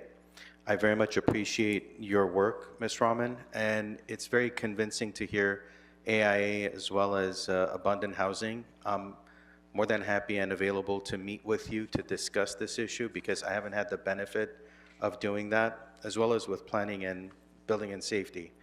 But I do have concerns when it comes to fire and seismic activity. I love the references to Seattle, but Seattle has less than 1/10 of the number of seismic activity that we have in our region. So there's things that are not really laid out well that I would love to have the benefit of your knowledge and understand where this is going. And I'm open to being convinced. But for now, I'm not going to be supporting this until I have a better grasp and understanding of what led you all to this conclusion. And as I've read the report, you know, on the fire end, it does not give a resounding endorsement in the life safety consideration analysis, a portion of the analysis by planning department. It just makes references to comparisons. So looking forward to more conversation about this. Thank you. Do we have any representatives from fire here? No. If you want to come forward.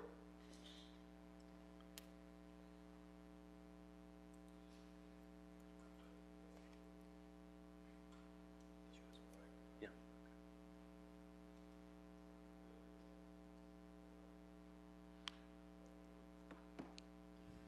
And if you want to address some of the fire safety issues, that would be great. Good afternoon, all council members. Sean Dang with LAFD Fire Plan Check. I'm the Fire Protection Plan Check Supervisor.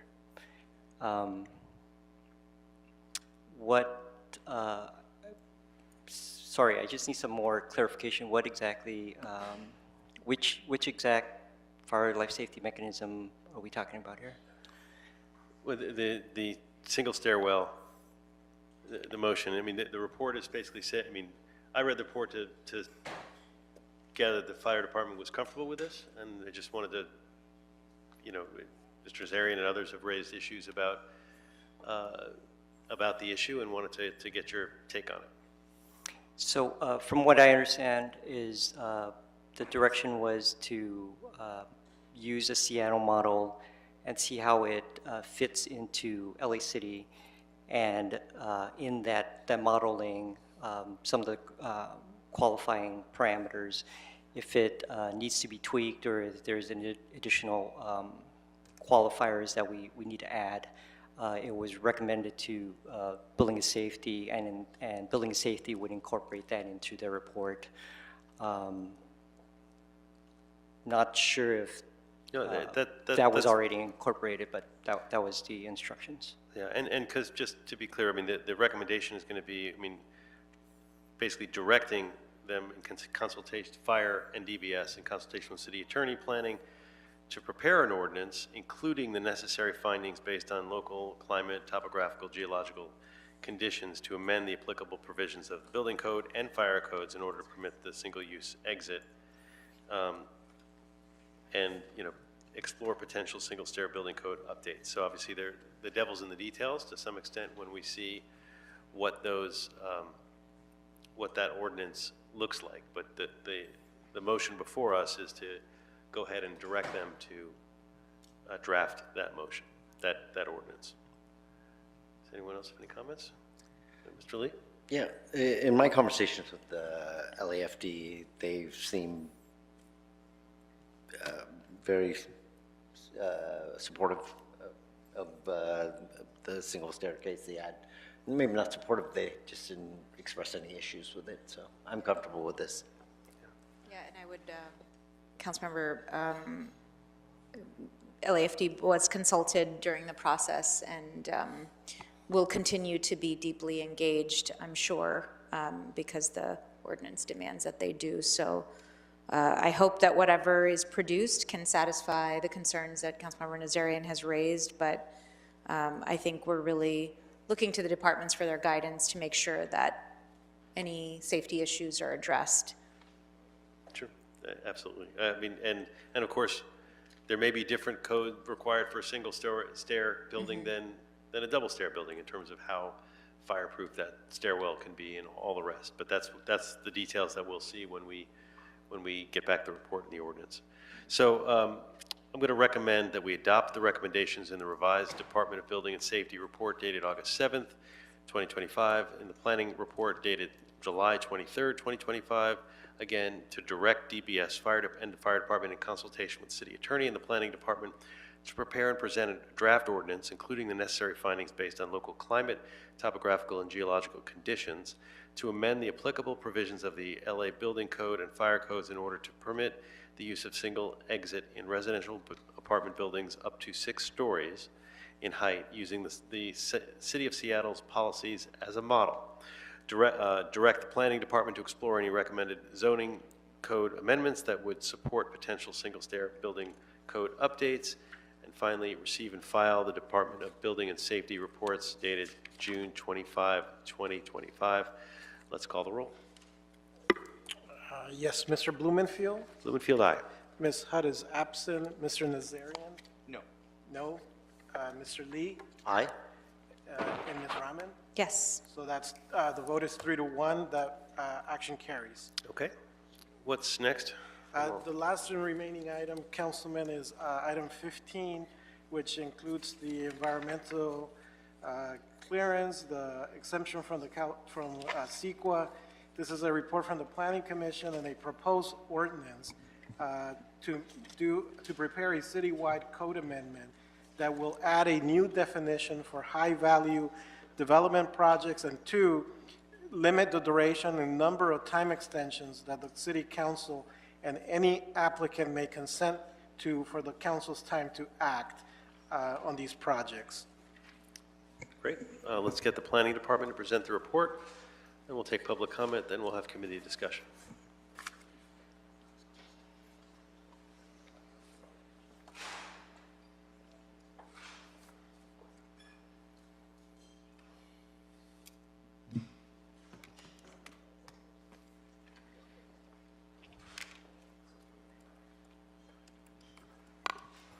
Good afternoon, council members.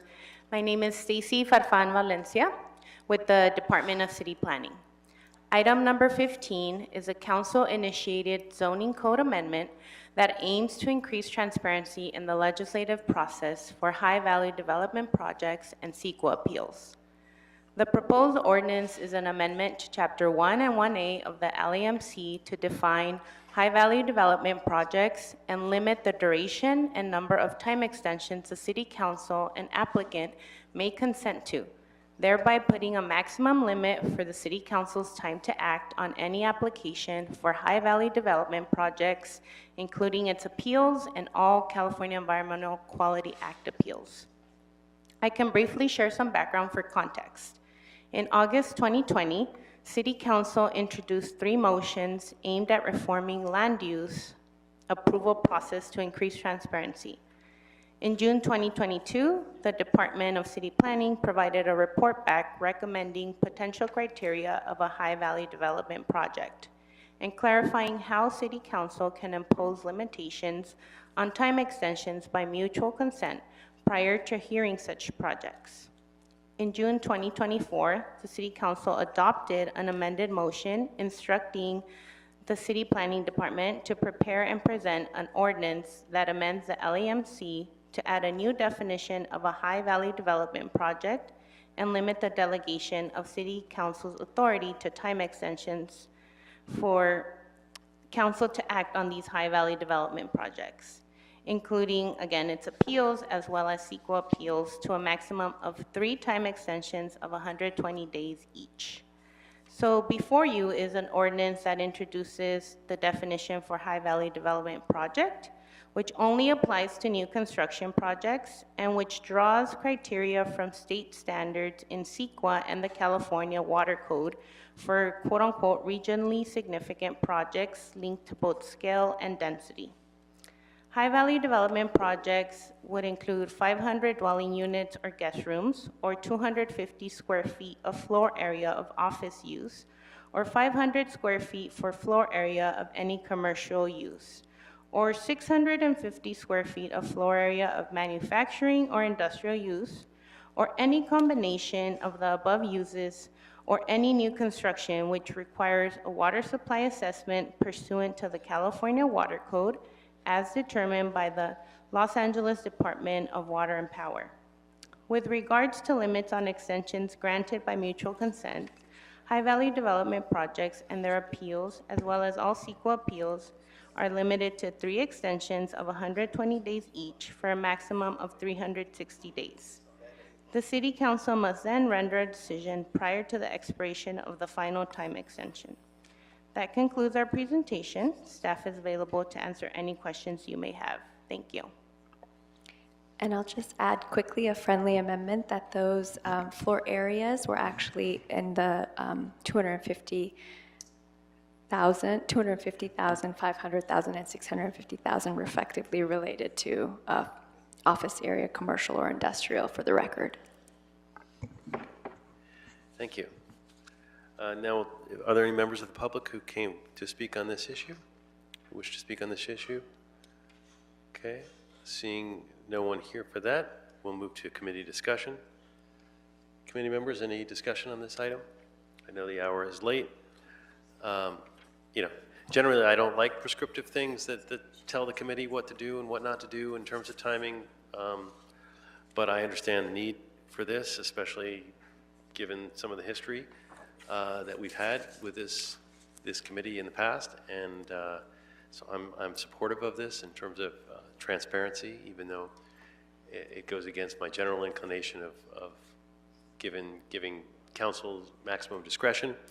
But we have a housing crisis. We need to move things forward and not have lots of reasons to slow things down. So if there's no discussion, I'm going to recommend that we determine, based on the whole of the administrative record, that the proposed ordinance is not a project under CEQA pursuant to section 15061B3 of the California Public Resources Code and is exempt from CEQA pursuant to section 15378B5 of the California Public Resources Code. Adopt pursuant to chapter 1A, sections 13B.1.3 D3 of the Municipal Code, the proposed zoning code amendment to 1, define a high-value development project, and 2, to limit the duration and high number of time extensions the City Council and applicant may consent to, and adopt the staff recommendation report as the Council's report on the subject, adopt the findings, and request the City Attorney to prepare and present the draft ordinance. With that, if CLA could call the roll. Mr. Blumenfield. Blumenfield, aye. Ms. Hood is absent. Mr. Nazarian? Aye. Thanks. And Mr. Lee? Aye. And Ms. Rahman? Yes. That's 4 ayes, and that action carries. Okay, would you confirm that that clears the desk? Yes, sir, it does. Okay, we still have general public comment. Is there anyone here for general public comment? Mr. Spindler. 1 minute for general public comment per person.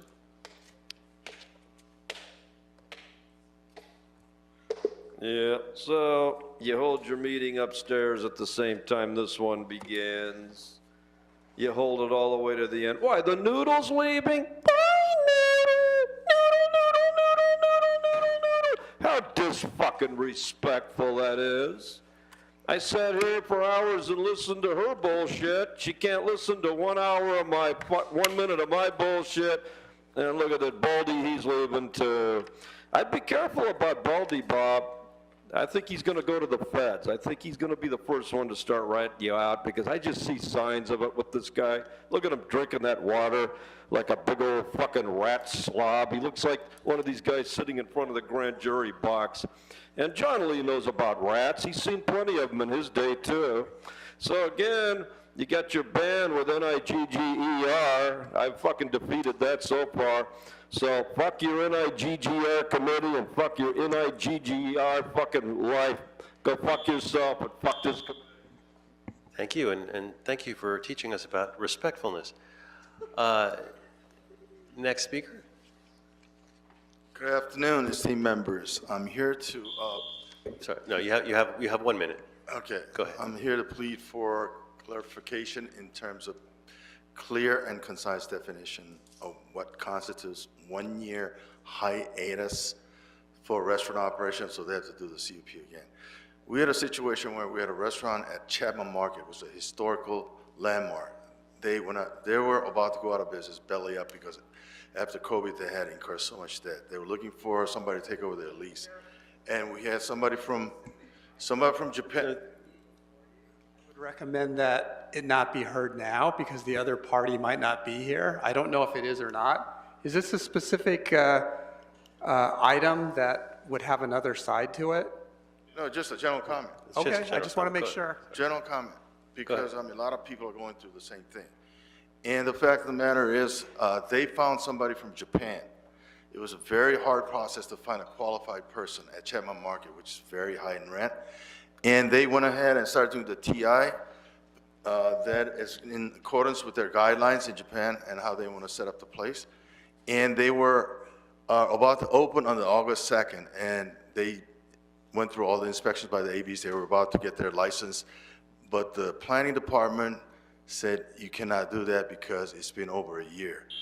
When they surrendered the license, it was temporary, and they took over the lease that was already in place. So there's no, such a concept as no intent to abandon in this case, clearly.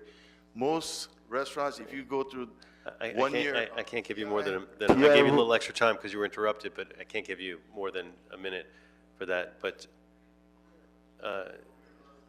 yeah, go ahead. And then you should speak with staff afterwards about the specific issue. We're happy to try to help. Go ahead, sir. Yeah. Hi, my name is Tiger Nakawake. I'm the general manager of Sushi Zanmai. We are from Japan, and we are running about 50 plus restaurants in Tokyo, in Japan.